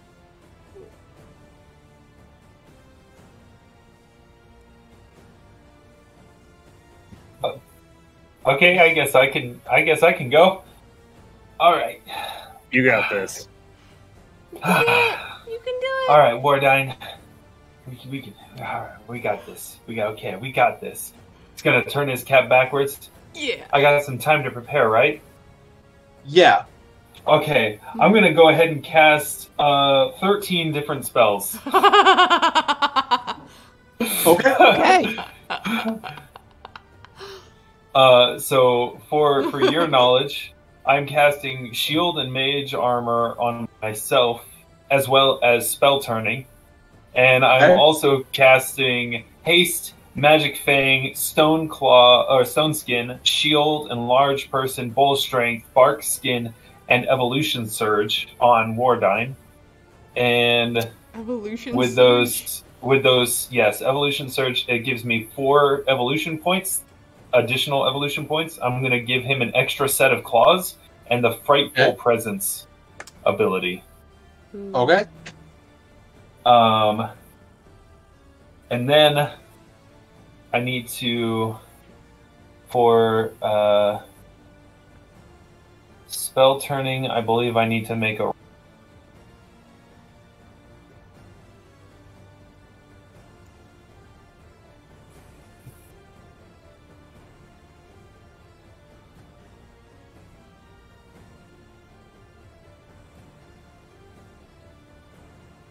Yeah, I need to roll a d4.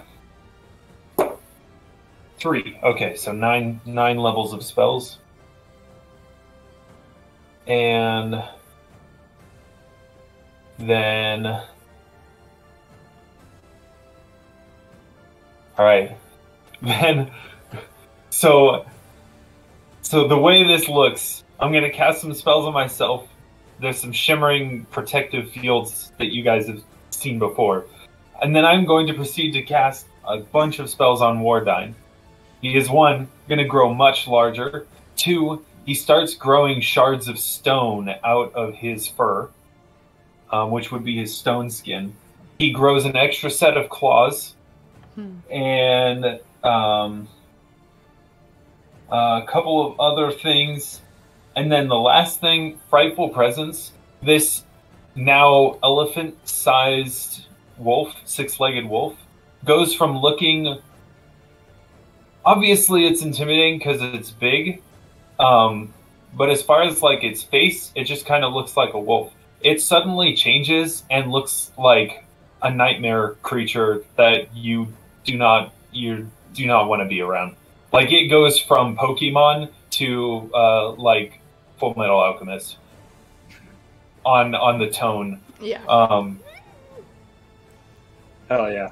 All right, So- Wardine, let's Oh go. my gosh. What is the radius of the frightful presence? And because frightful presence you can turn on and off as a free action. I'm assuming that it's just on. So Yeah. it's a little different. Okay. Let me get to it. All right. So it activates it as a part of an offensive action, such as a charge or attack. So then everything within 30 feet, every opponent within 30 feet has to make a will save or be shaken for 3d6 rounds. Okay. Noted. All right. Well, then, for initiative.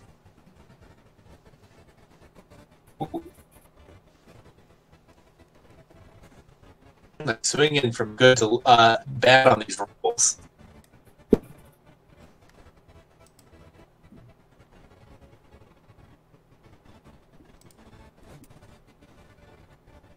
Oh,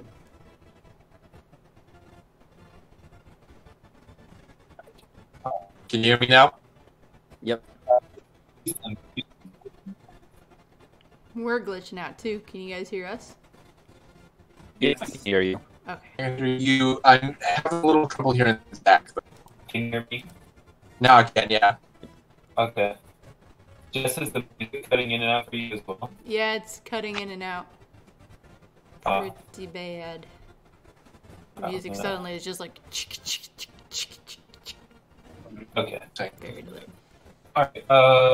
Roll Can you hear for me initiative. okay? Yeah. Music sounds good on my end, so it might be. It's probably us. Mm-hmm. Okay. So what were you saying? I was saying roll for initiative. 20. 20 for me.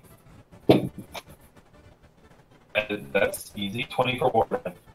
Sweet, you guys go first. Mhm. 30 feet away. First thing, yeah.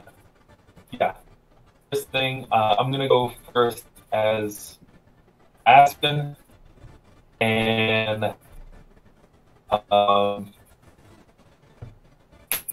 Monster. All right. Remind me, is Hold Monster a mind effect? I don't No. remember. No, enchantment, but not mind affecting. All right. DC 23. Oh, there we go. We're back to normal. Oh No, Hold Monster is a mind affecting is effect. it? Okay. Yeah, it's I'm guessing he's compulsion. immune to it then. A little worse than that. Cackles has the special ability Absurd Thoughts. His mind his madness is like a virus. Using any mind-affecting spells or effects on it causes it to fail.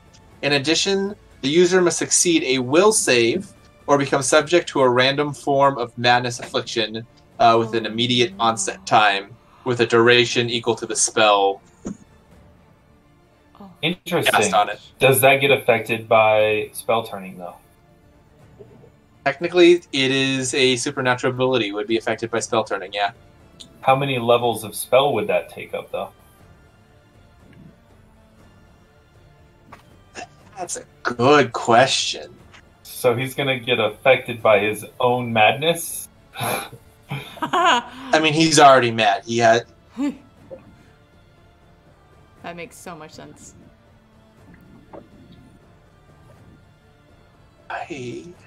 But the effects of the affliction. Yeah. I'm just trying to see if there's a spell that actually does what this basically gives.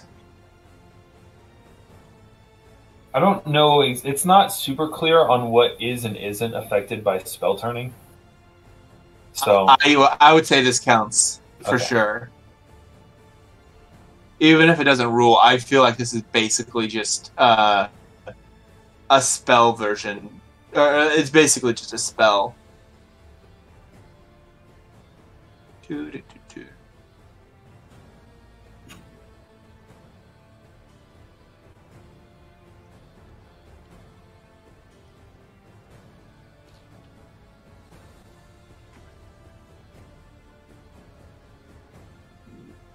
Alright, I'm going to say...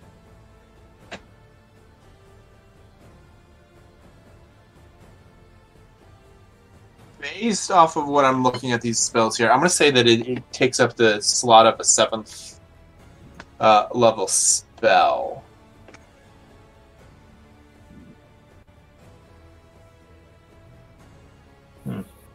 For that. But it is just going to... Basically, it's going to, like, just nullify it because it's still a mind-affecting effect. And so then it just then redoubles insanity onto him, which then can't do anything. So it's just like a loop of nothing. Okay. So there's like a second where it's like you feel madness encroaching in on you before your spell literally grabs it and shunts it back at him. Nice. And then there's like you can actually like physically see the feedback loop of like this like rainbow energy like cascading around his head as it like negates the mind affecting madness that his own effect is causing, and ends up curing him of his insanity. Okay. Well, that didn't go quite how I wanted, but I'm not sure that it's going to matter. Did he do prep work while I was doing prep work? Maybe. Yeah, it looked like he was doing some stuff. Was he drawing stuff on the ground? No, he did not draw anything on the ground. Okay. As far as you can tell, he did not draw anything. He did put on some white gloves, though. Oh, great. Okay. It's just psychologically messing with you. They do nothing. Like, they're just... Alright, then Wardine is going to move to attack.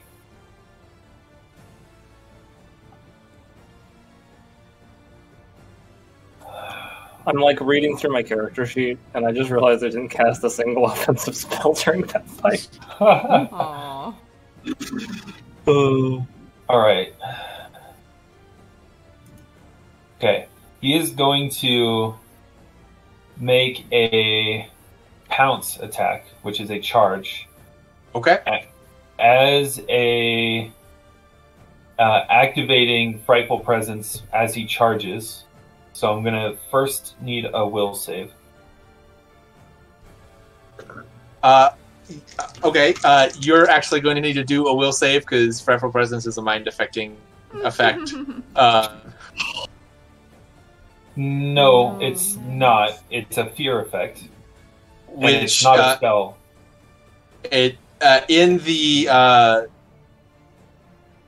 specifics for Frightful Presence in the Universal Monster Rules, it's a mind affecting fear effect. This isn't the same. Not the same? It's not the same. It's not a supernatural effect. It's XP, not SP or SU. Oh, okay. So it is literally a different thing. It's just a fear effect. Okay, it's the Pathfinder thing where they name two different things the same thing. Exactly. Got it. Double So let me check the checking. DC is 10 plus 2.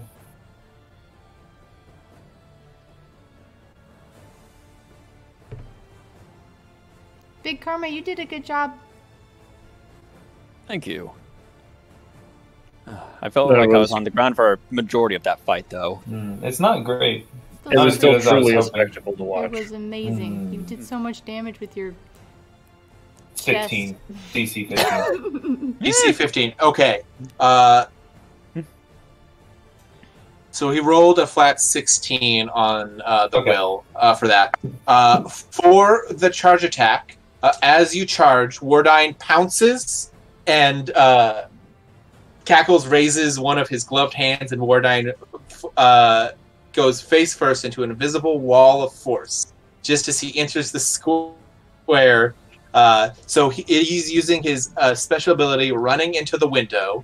If a creature attempts a charge, he hits an invisible wall of force that appears just as he enters the square when he would be able to make the attack. This arrests his forward movement, dealing 1d6 points of non-lethal damage for every 10 points of movement the creature is attempting to make, and knocks the creature prone. A successful reflex save results in half damage and negates the prone effect. Let me guess. The reflex save is 40-some. Yeah, it is 43. Alright, well, he fails that. Okay, so Wardine is going to be knocked prone and is going to take 12 points of non-lethal damage. Okay, he takes 2 points of non-lethal damage. Okay.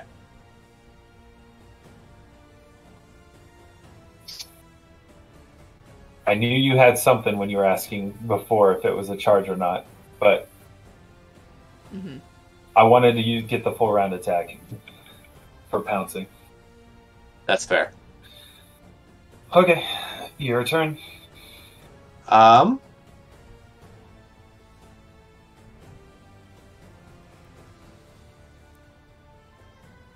That's a long-term effect. That doesn't really help.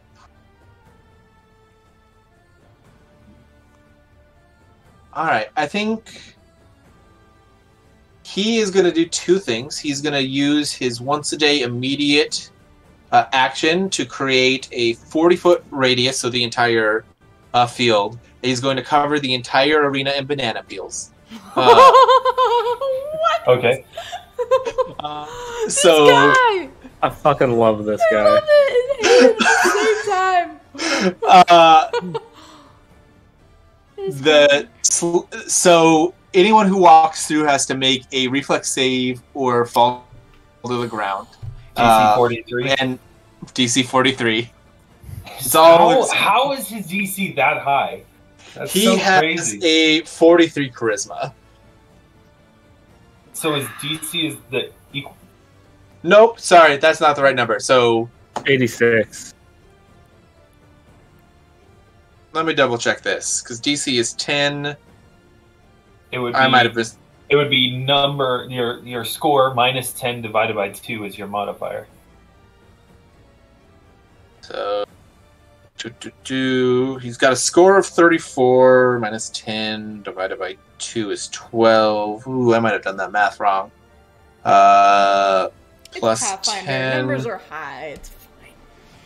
Yeah, but if it's half of that, DC is 30. I calculated that wrong. Ooh, 30. Okay, this whole time, everybody. that's still really high, but I could have closer to passed that. manageable. Could have passed, but I could have passed that. Did you roll above a 6?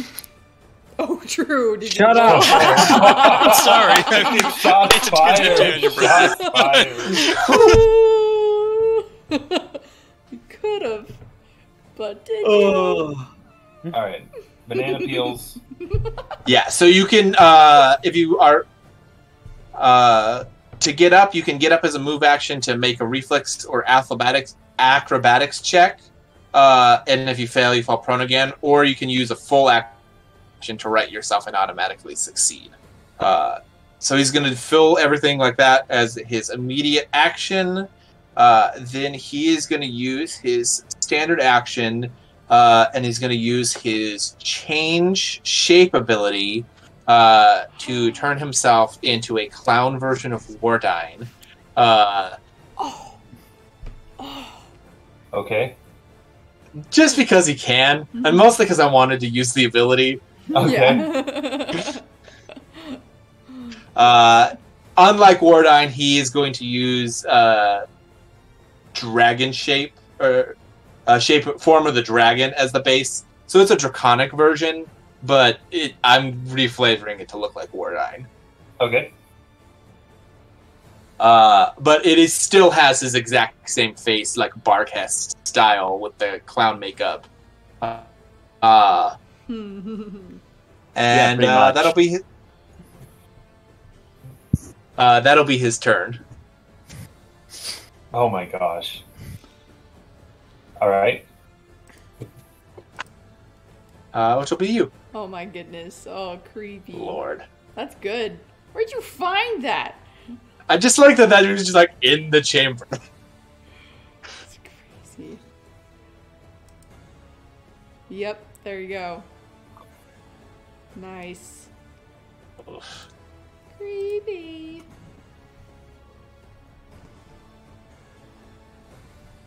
There's a surprising amount of clown wolf art. Furries. Wolves and clouds. Juggalos.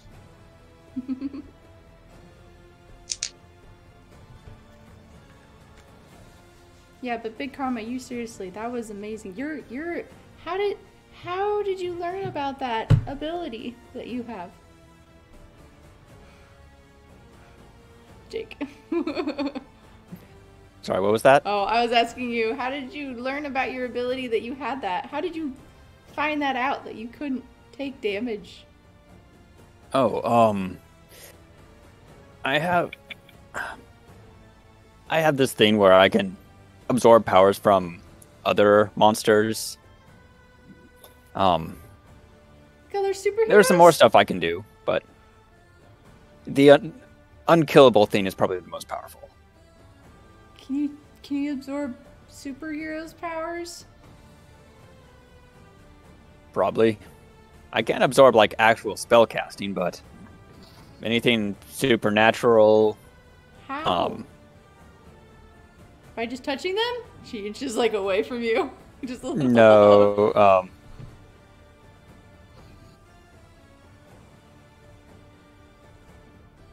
And it just looks off into the distance. No! How? How do you do it? No, You're just like... There's some secrets I can't give out yet. You. Okay. I will tell you, though, I'm not actually human. Oh. I mean, I Getting figured worse. because of how tall you were, it's probably unlikely. No, this is a greater hat of disguise. Wait, like you don't actually look like that? No. Oh, what do you look like? Yeah. Promise not to freak out.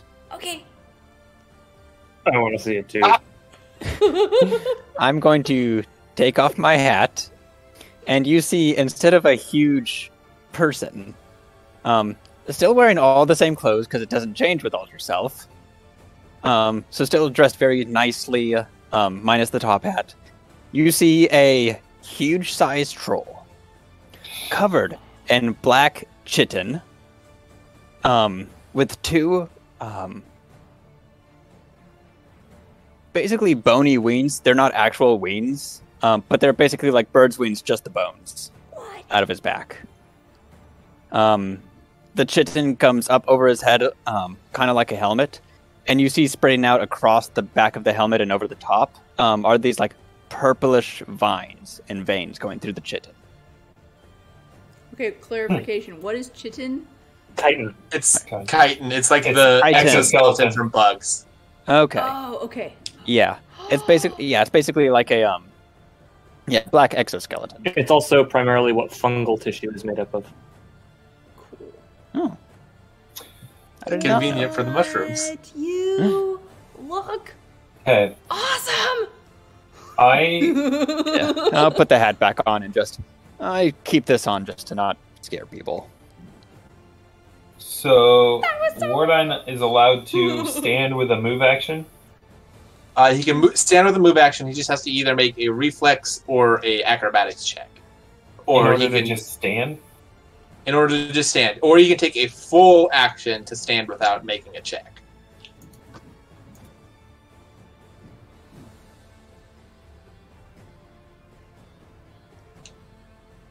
Gosh, that's freaking annoying. It's honestly a brutal, the fact brutal that piece his of crowd DCs control are so stupidly high is Bananas. like what's really killing me right here. It's bananas. And also, eidolons get crap for skills, so acrobatics is not gonna.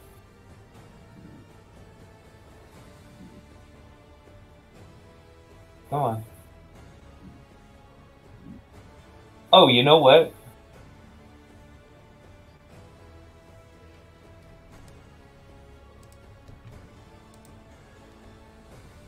Spooky clown dog wolf. That's creepy. That's cool looking though. Question. That's a cool looking one.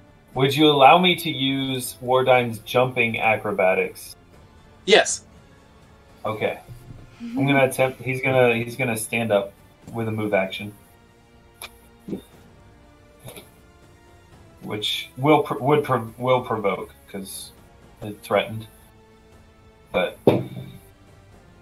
boom, natural 19, total of 42. The attack of opportunity is a natural 1, so... Okay, his armor class is 37 currently. Oh, then there's no fucking way he can hit. There's actively... I can't even hit on a 20. Okay, Wardine is going to make one attack with one of his claws. Yeah. One of his claws... That's a natural 18, which is a 41 to hit. Yes. Okay. Then it's going to deal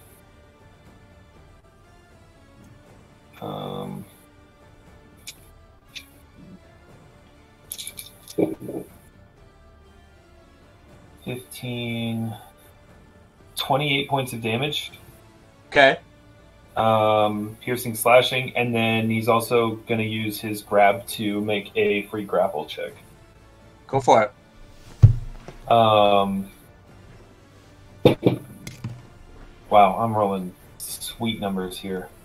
Grapple is a plus 28, so a 43. That'll work. Okay. So he's grappled. He is absolutely grappled.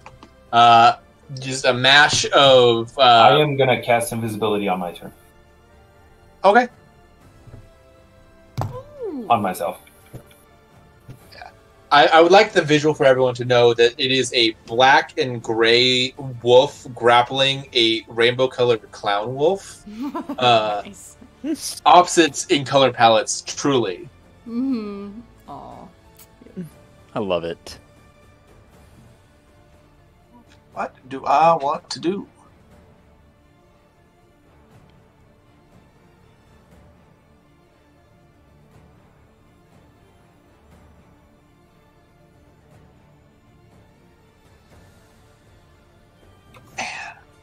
Zach, Honestly, how do you spell the going name into of your pet?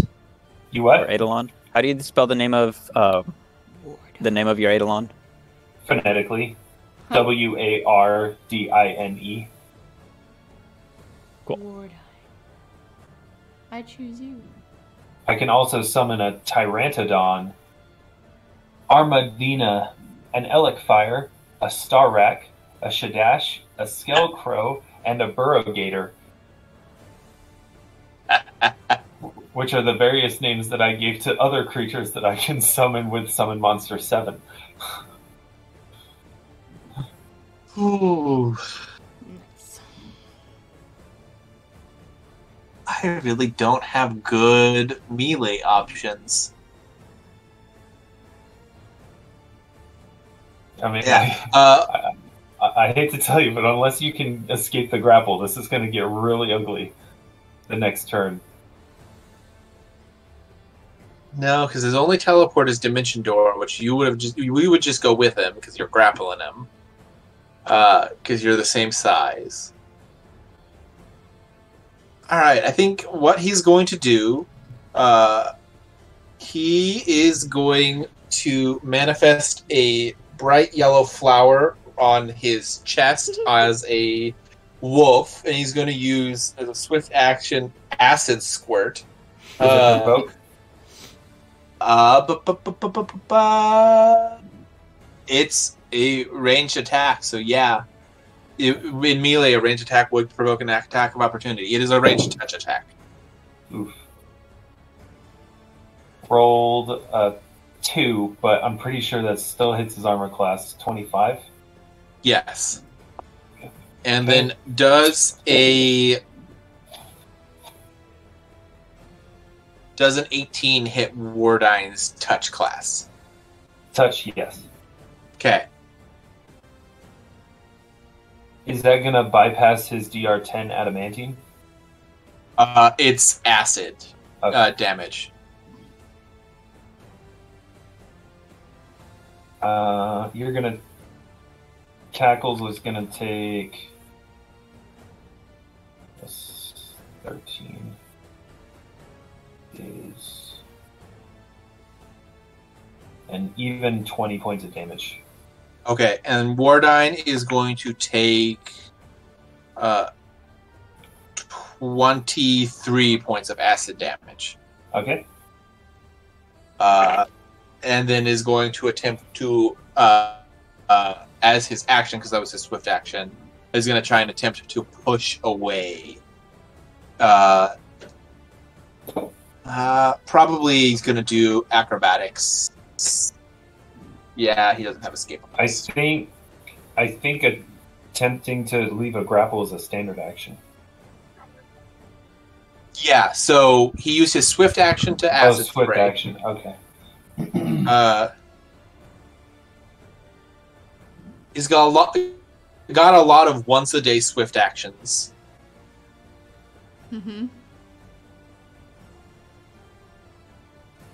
All right. Oof, I'm thinking this is probably not going to get him out. I'm assuming a 19 acrobatics is not going to be enough. Nope. CMD is 37 for grapple. Nice. Okay. Well, then he is going to probably have to endure a round of Wardine having full control of him. Yeah. Okay. All right. Is that his turn? That is his turn. Okay. Beginning of Wardine's turn, I'm not going to continue the grapple because I want the chance to potentially get criticals. Gotcha. And then I'm going to do a full attack action. We'll start with Frightful Presence, so will save. Absolutely. That was good. 27. That succeeds. Alrighty. And then there's literally not enough spaces in the attack bonus box for all of his claws, so he has 2 bite attacks and 6 claw attacks. If I'm counting that right. So they all are. So we'll start with the bites. Wow, a 4 and a 5. That'll be 25 and 26 to hit. Those will both hit. Right now, in his shapeshifted form, his AC is 24. Or sorry, Okay. 23. 23, okay. And then I will... Alright, first 2 claw attacks. Natural 1 is a 24. And then Still a hits. natural 12 is a 35. 2 more. Both hit. 2 more. Almost a critical. Alright, so everything hits, no crits. And I'm going to need to roll this separately because this is going to be a lot of dice. Go for it. He also doesn't have DR, so you can just lump it all together if it's easier. Yes, that is easier. 1, 2. Okay, so we got 3d6 times 6, 18d6 plus.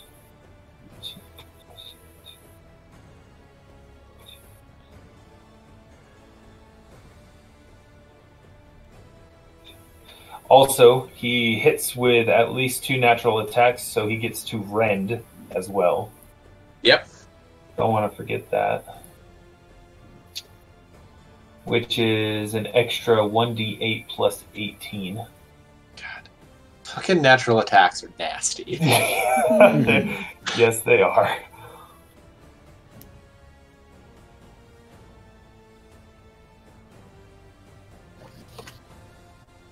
And then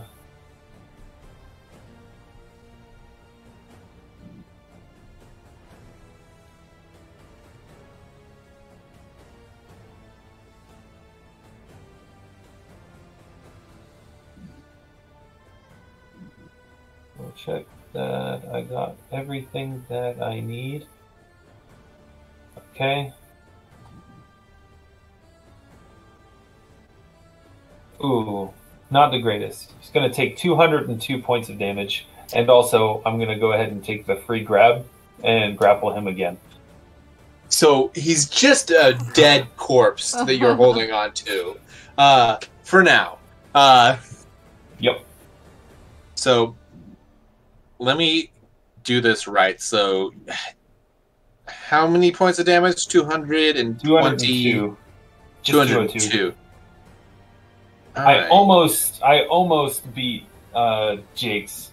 I was close. Okay, so it is going to take him 2 rounds just to get to 0 hit points, and then, or above 0 hit points, and then it's going to take a 3rd round for him to get up to full. So you have 3 rounds of prep if you would like to take it, or if you would like to just continue to rip at his body. When he comes back to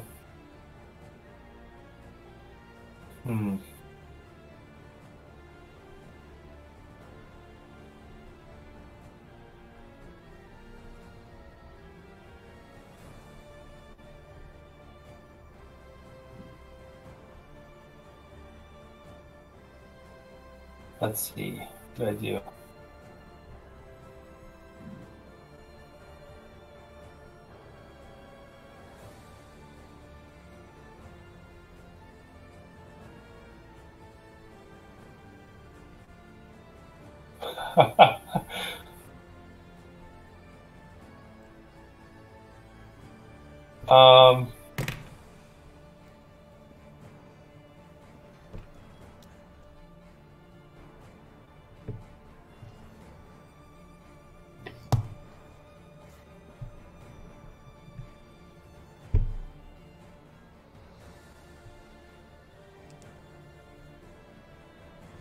I'm gonna basically, like, Wardine, like, teeth still clamped on his neck, essentially, as he comes back to consciousness. Do you want the assessment to keep going?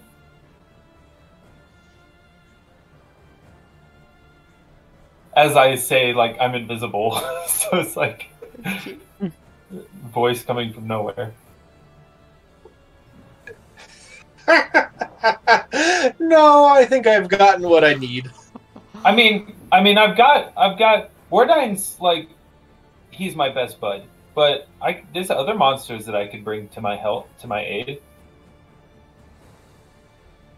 I appreciate the offer. I do respect. I do just want to get. This is more a general feel for your powers and your capacities. Your tactical use in your preparatory work is excellent. I have no doubt that you can also fully utilize some of your other pets. Oh no, they're not pets. They're my friends. Wardine, drop. He's literally just gonna spit you out. It's great. Yeah, it's a good boy, Wardine. As I'm literally like scritching, reaching really high up to try to scritch the neck of this. Tackles takes a top hat. Takes a top hat that was not there before he reached for it, and bows to you and says, "I can respect a ringmaster when I see one." As it disappears. Wow. I think does back to you while you're invisible. It is not in the right direction. Okay. Okay. I was like, sorry, I phrased that like he could see you. He cannot. I'll drop invisibility as I realize, oh, no one can actually see me still. I'm assuming the bananas are gone at this point. Interesting point of fact, there is no duration on that. Oh, they just exist. My gosh. Wow. I think someone has to just clean them up. Oh my god. Okay, I will use Mage Hand to kind of like just kind of to slide them apart. Just kind of make a little path. Is that Todd? Todd has to come down and do it. It's Ted. Honestly, Todd's just leaning over the banister, looking down, just watching. That's great. Way to go, buddy! And I'm gonna climb up onto his back. After a little while, he'll eventually lose his stony and frightful presence and enlarge and all that. His assessment is basically excellent. Is basically what he told you. Excellent command of tactics. Learns from watching. Issues to watch out for is longevity of capacity. There may be a weakness that can be exploited in when you are fighting a longer scale or longer term engagement.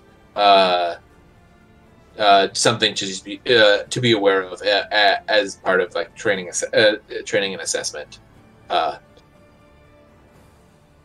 Is basically his main thing. All right.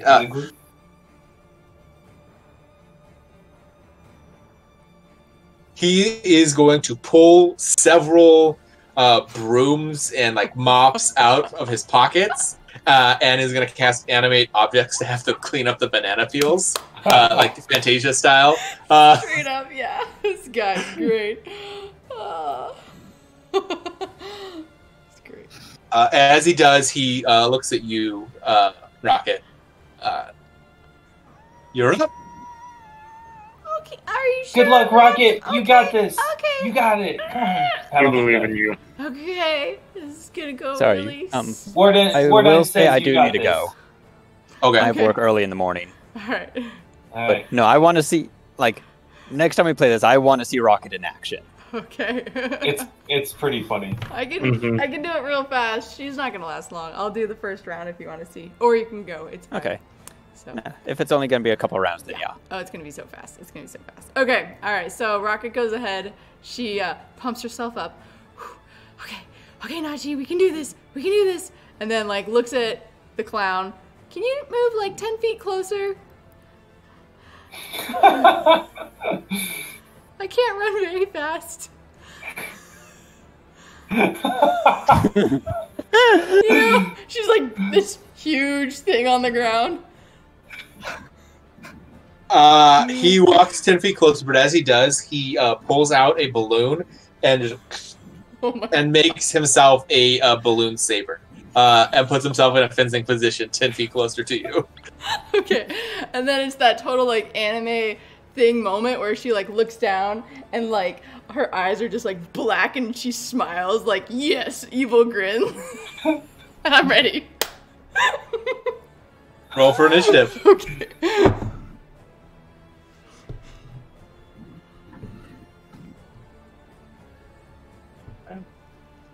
21. All right, he gets to go first. He beat you by 1. Dang it! Okay, go ahead. He is. Where is that? He is going to charge forward and is going to try and stab you. Yep, I don't remember the exact fencing term for thrust. There we go. He's going to thrust at you with the balloon saber. Okay. As part of a charge attack, if that is relevant to anything that you do. That's fine. Yeah, go ahead. The 28 hit. Yep.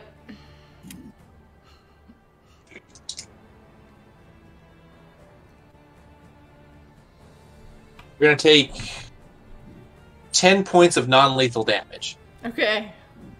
Is that it? That's well, actually, what else can I do? I have a swift action I can use. No, charge is a full attack, isn't it? Yes. Yeah. Then yeah, that is it. You can still use swift actions, right? I don't believe so.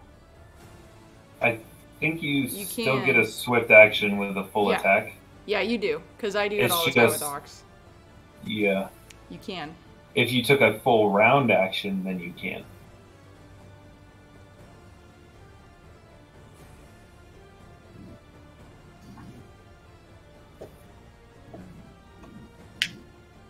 Your call.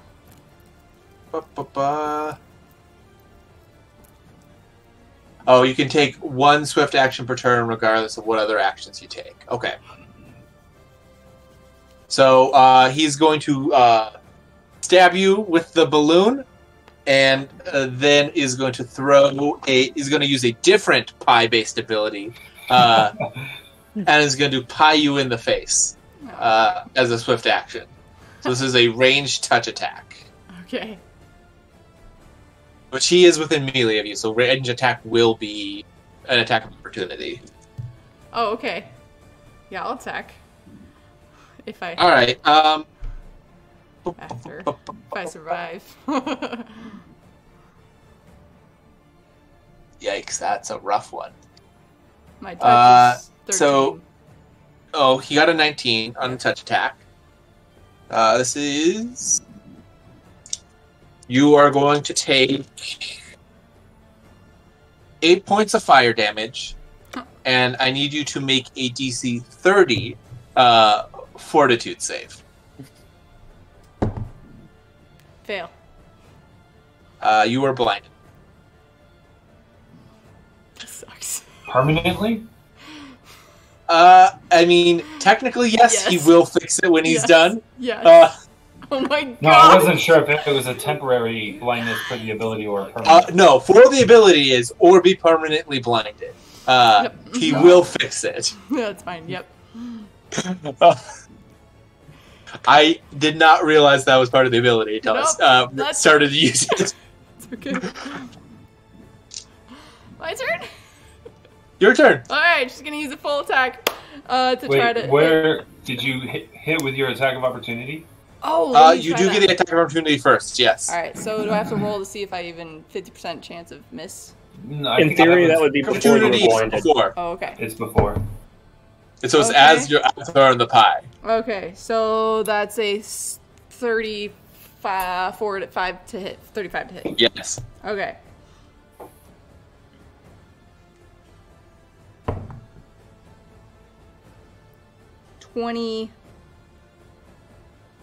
Hold on. 28 damage. Okay. And you definitely notice that her... Oh, as she swings, it's just this comical... And, like, it's so fast with this huge sword, and it immediately goes back down into the ground. And you can tell as it's, like, coming towards you, it's got this, like, weird shimmering glow to it that's just not usually there. Excellent. Now it's my turn, as I'm blind. Yes. Okay, I have 3 attacks that I can do, so I'm gonna go ahead and roll for 3 to see if I percentage-wise hit on any of these. Okay. I'm double checking what the actual 50%. 50%. It's 50. Okay. So is it 51 you or higher get- I hit? Or... It gives everyone has full concealment to someone who's blind. Thank you. So high or low? Which way is it gonna go? Like, High. So if you do a that's a 100. 51, that'll hit. Okay. Second attack. Nice. An 84. That'll That'll Nice. hit. And then an 89. Okay, let's go, please. Wow. Let's go. Okay, Really please. an anime character. Dang it. Plot armor. Okay, first attack is a 23 to hit. Yes.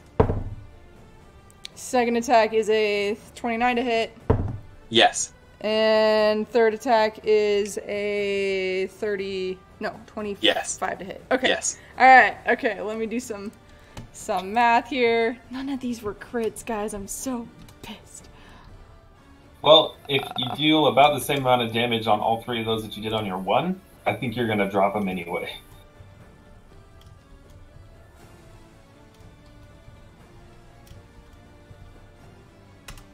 Alright. Oh, if it'll roll, I did the wrong one. Oh, yeah, what is with all the clown wolf? Okay, That last one is- It 74 was damage. inspired. 74 damage. And that's her turn. What was that, Zach? Oh, nothing. 74. All right. He is a just decapitated clown on the ground. Actually, he's somehow eaten makes it worse. 3 attacks. No head, and both of his arms have been removed. But not like neatly at the joints either. Okay. Does it take him his whole turn to regenerate? It'll take 2 rounds to get him up to full hit points. He'll be at the end of the next turn. He will be so he would be below. So it's going to take him 2 rounds to get above 0 hit points. I'd like to So keep you have- attacking. Mutilate the corpse. Only because there's certain stuff that I want to show off that I can Go for it. if it happens. So, all right, we'll do. He still has concealment. Okay, so that's a first miss, He is prone though. miss, and miss because it's 50%. So the first round I miss entirely. Yeah. Second round, No, the second round he's back up. No, not He's yet. just not 2 at full full. rounds, I think. No, No. Oh, Justin No. was saying that it No, would take because 2 he rounds was for him to below. process. Math-wise, he would because she damaged him before his with the attack of opportunity as well. So it's still below. Got it. Okay. Forgot about that. so am I doing a second turn? Yeah, you'll get a second round still, All and he still has a -4 because the only time he is not immune to the prone condition is when he is dead. Okay. I missed as well. So, On all 3? yep, all 6 Man, in that a row. was that dirty. Blinding her, that's a good one. That's dirty. good. That's good though. I know. It's a little bit of karma, seeing as you've blinded so many people It's true. playing other characters. It's definitely karma. Straight up. Oh my gosh. Big karma. Oh gosh. That's great. That's why I named him Karma. I can turn into who I'm fighting, but I'm unkillable. I love it. I love it. It's so good. Excellent. All right, I do need to get going. All right. But I will Alright. leave you all with this. Oh, is it a meme? I'm sensing I a want a meme. meme. It's one for everybody here. Yay!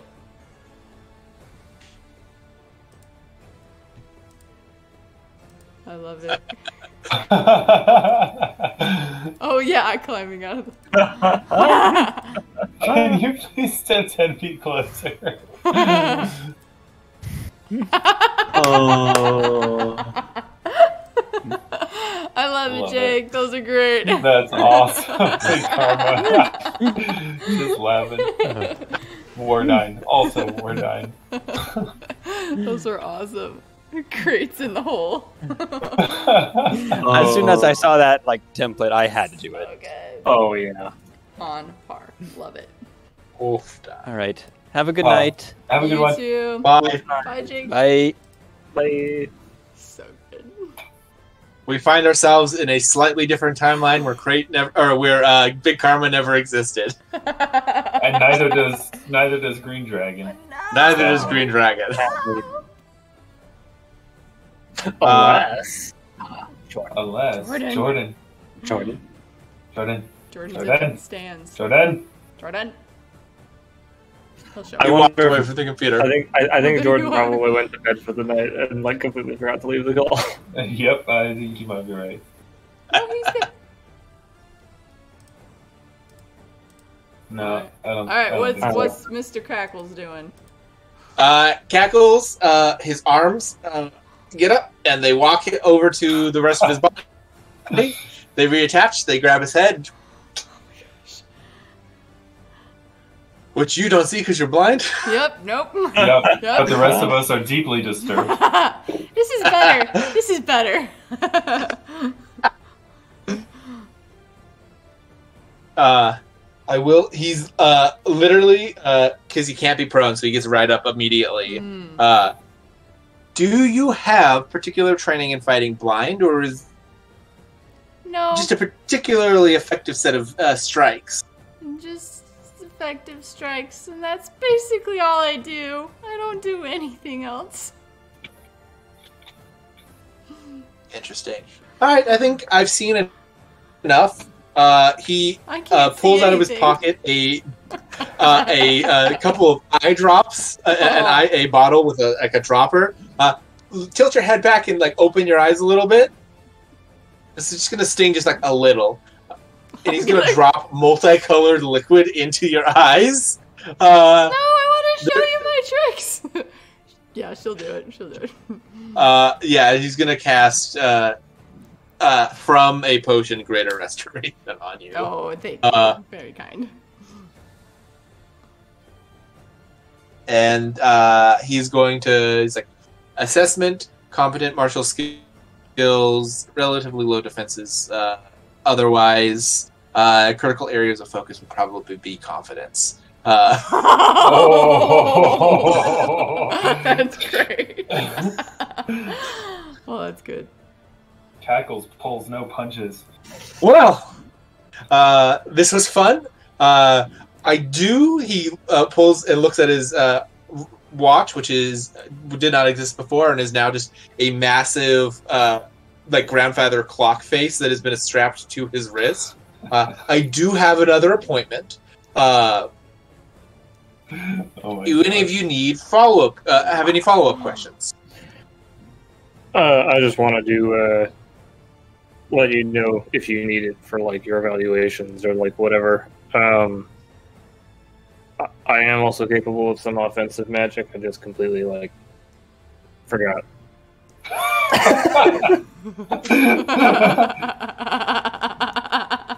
Like what? Update on Krait.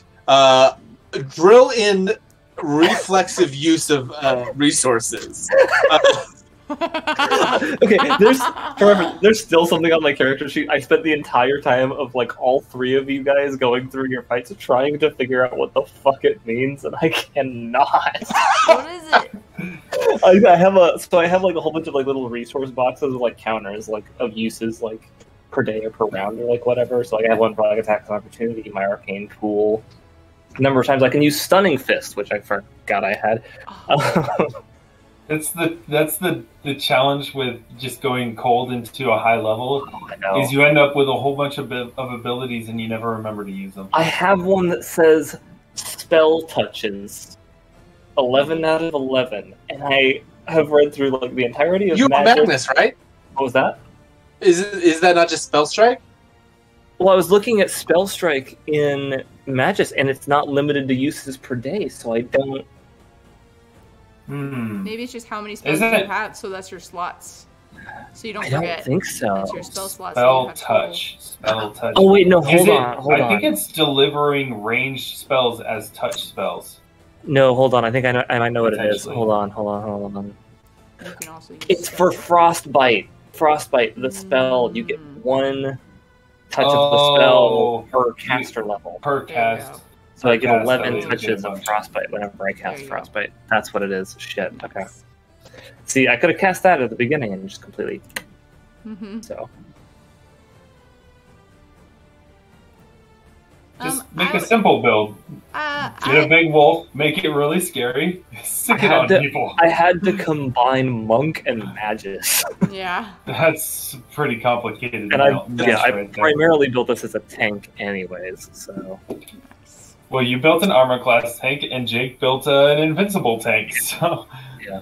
Although I built a tank that can also protect everyone else and like up their AC, so. That's true. Oh, Wardine actually ups your guys' AC as well. If you're within 10 feet of him. Nice. I have greater cleave with my vorpal sword. That's awesome. I can just imagine you spinning literally in circles, just whoosh, whoosh, whoosh, whoosh. I gave it the vorpal property. I was trying to hit you. Did you spend all your money on your sword? No. Most of it's on headbands and belts and Oh, okay. plates, mithril, fast held intelligence. Yeah. Yeah, I was trying to hit. I could crit on a 15. And then I had bleed that could stack. But I couldn't do it. At least I splattered him. That's true. You did splatter him. I would like the record to show that I forgot that Wardine had haste on, so he technically had another attack, which means he dealt more damage than Jacob. Oh Hell my yeah. gosh. Not that it's a competition, but he would have dealt 232 points of damage in one round. Nice. I'm having to constantly like console myself and tell myself, "You built a tank. You built a tank. You built a tank." I'm the only one who didn't kill this guy. Aw, yeah. But To be fair, he did use his one use of or his two uses of a pit. On one of them was to literally just trap you. Mm-hmm. Yeah. I was kind of hoping he would do that to me, and I've just teleport out of it. I have another ability called transposition, where I can just switch places with my eidolon. Ooh. Oh, nice. So that's my. Oh, you're coming for me? Actually, Doop. Yeah. Get out of jail. now you're next to my. Eidolon. I also yeah. realized If I had crit a shocking grasp, I might have been able to kill him. probably he doesn't have a ton of hit points. He just recovers them really fast. I also realized that I used the booby trap, the hole in the ground, wrong. Technically, it's supposed to bury you alive first, and you have to dig your way out before you can climb out. What? That's 100 feet. brutal. So no, it doesn't bury you 100 feet deep. You have to. It just drops a 10-foot square block of stone on top of you, and you have to do a DC 19 Strength save to dig your way out from underneath the block before you climb 100 feet up. Whoa. That is a Tomb of Horrors. Oh crap my right there. gosh! Wow, That's that's good. broken. It's also his only ability that doesn't have a use on it. It's just a standard action to set it up. To set booby traps. Yeah. Wow. Okay. If he had some time to prep and just, The whole area. if he knew, yeah, like literally just put them everywhere. Mm-hmm. He's good. So my Pokemon that I have prepped are a T-Rex, which I changed to Tyrantodon, Of course. a Liland Azada, which I changed to Armadina, a Vrock, which I made Elecfire, a Rock, ROC, which I made a Sarak, a Shadow Demon, which is a Shadash, a Vamp, which is Skelcrow, and a Bullet, which is Burrogator. Oh yeah. I figured that was what the Burrogator was. Yeah. So it's 1 T-Rex, 1 Vrock, 1 Rock, or 1d3 Lilindazada's Shadow Demon's Vance or Bullets for 13 minutes. Hell yeah. The downside is I can't use it while I have my eidolon out. That is like the big downside, yeah. Which really tracks flavor-wise, because in Pokemon, you only ever have the one Pokemon out most of the time, right? Yep. So if Wardine were to fall, then I would bring out the next in line. He does great. That's a good build. Straight up out of Pokemon. I wish I didn't. I thought the DC for Frightful Presence was going to be higher. Otherwise, I would have done something else. But so, I have a question. If I use my Vorpal Sword against Big Karma and hit a 20, would decapitating be considered a death effect or damage? Or that would kill him? Is it a death? I don't think it's a death effect. Because some things don't need their heads. I have his character sheet. Let me pull it up. Yeah, I was like, oh, I could kill him. I might be squishy, but at least I could fight this guy. I think when you and I were kind of theory crafting your build, the idea was Blast Cannon. Yeah. She's extremely vulnerable, but the goal is just she swings hard. I'm downloading his thing. I want to check what the actual wording on those. Okay, which one? No, way to pull him down into there with you. All right. So Vorpal specifically says, upon a roll of a natural 20, the weapon severs the opponent's head if it has one from its bodies. It says most creatures die when their heads are cut off, but not all. So it is not a death effect. It is just it's basically a specific called strike, like it decapitates on a nat 20. I checked the errata as well, and it's not a death effect. Yeah, whether or not it actually kills them or not is dependent on the creature. So I think you could kill him. He needs his head. A troll needs his head. He needs his head. Yeah. That would be the only way to kill him, I think, then. One way. Well, one of the... I think you can... drowning, suffocating. Drowning. I was thinking suffocating. Because that's a you reach the end of it, you fail the fortitude save, and you die. Right. You don't take damage, you just die. Right. So he still needs to breathe. Look at us thinking about how to kill our teammates. There's a few ways to do it. With me, just target my will save. I know. That was brutal to watch you guys go through those, and I'm like the if I had rolled a 19, I would have passed the amended DC. Yeah. Probably a 6 out of 19. His DC is unbelievable. Like I thought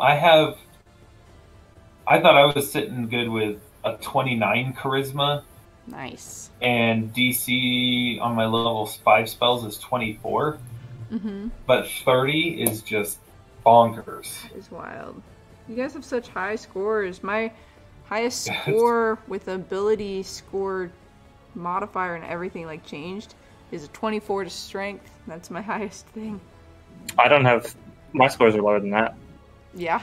I only have one good score. 10, 20, 10, 20, 17, 8.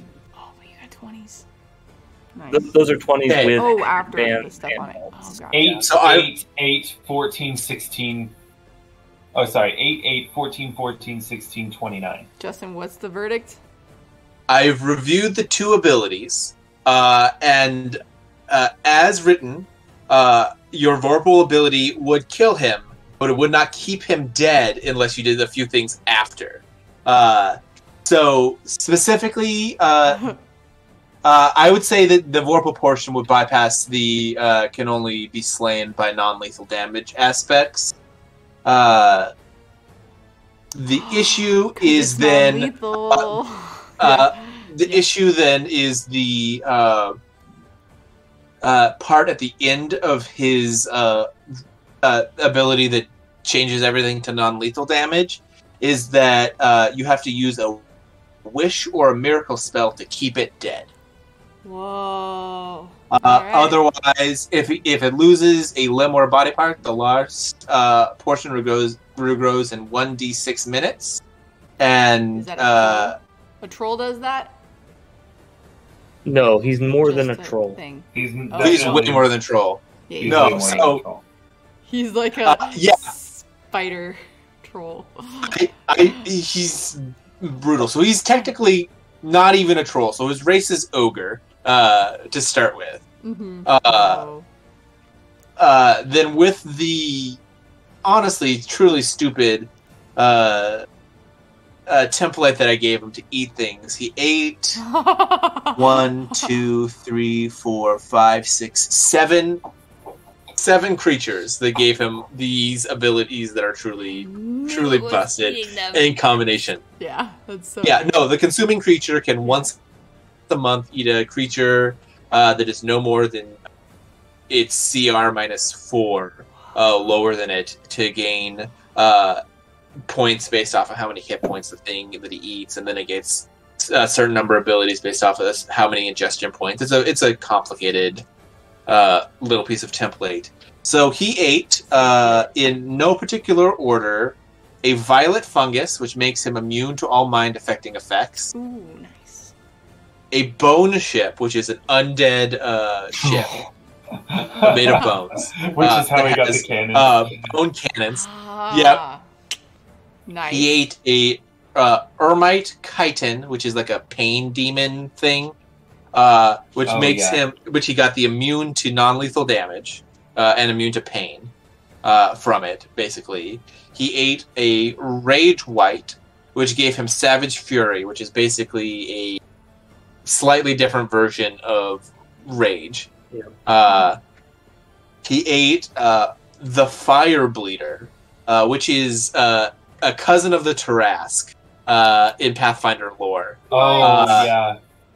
It's one of the... And got its unkillable regeneration ability, which gave him regeneration 40, Right. and made it so all lethal damage became non-lethal damage, and he could only be killed by non-lethal damage. He's so smart to figure that out, to mix those two traits together. Oh yeah, Everything's not and even technically he underplayed it, so he can only be... the thing specifically says he can only be slain by raising its non-lethal total to its full hit points total plus its constitution score, and at least half of which must have been inflicted by cold damage. Wow. Wow. Which with the combo of the immunity just makes it busted. Then he absorbed a Doppeldreck, which is a... That's the shape change. Which is where he gets the shape change from. It's an ooze that anytime someone's within its blind sight, as long as it's within a size category of him, he can shape change into that creature as per, I think, alter self or some other ability. And then he ate a dolphin for blind sight 120 feet. Oh my gosh, nice. Oh, wow. And then he ate a dolphin. He ate a dolphin. That's awesome.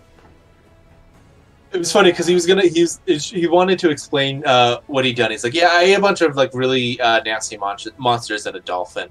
Classic. Jeez.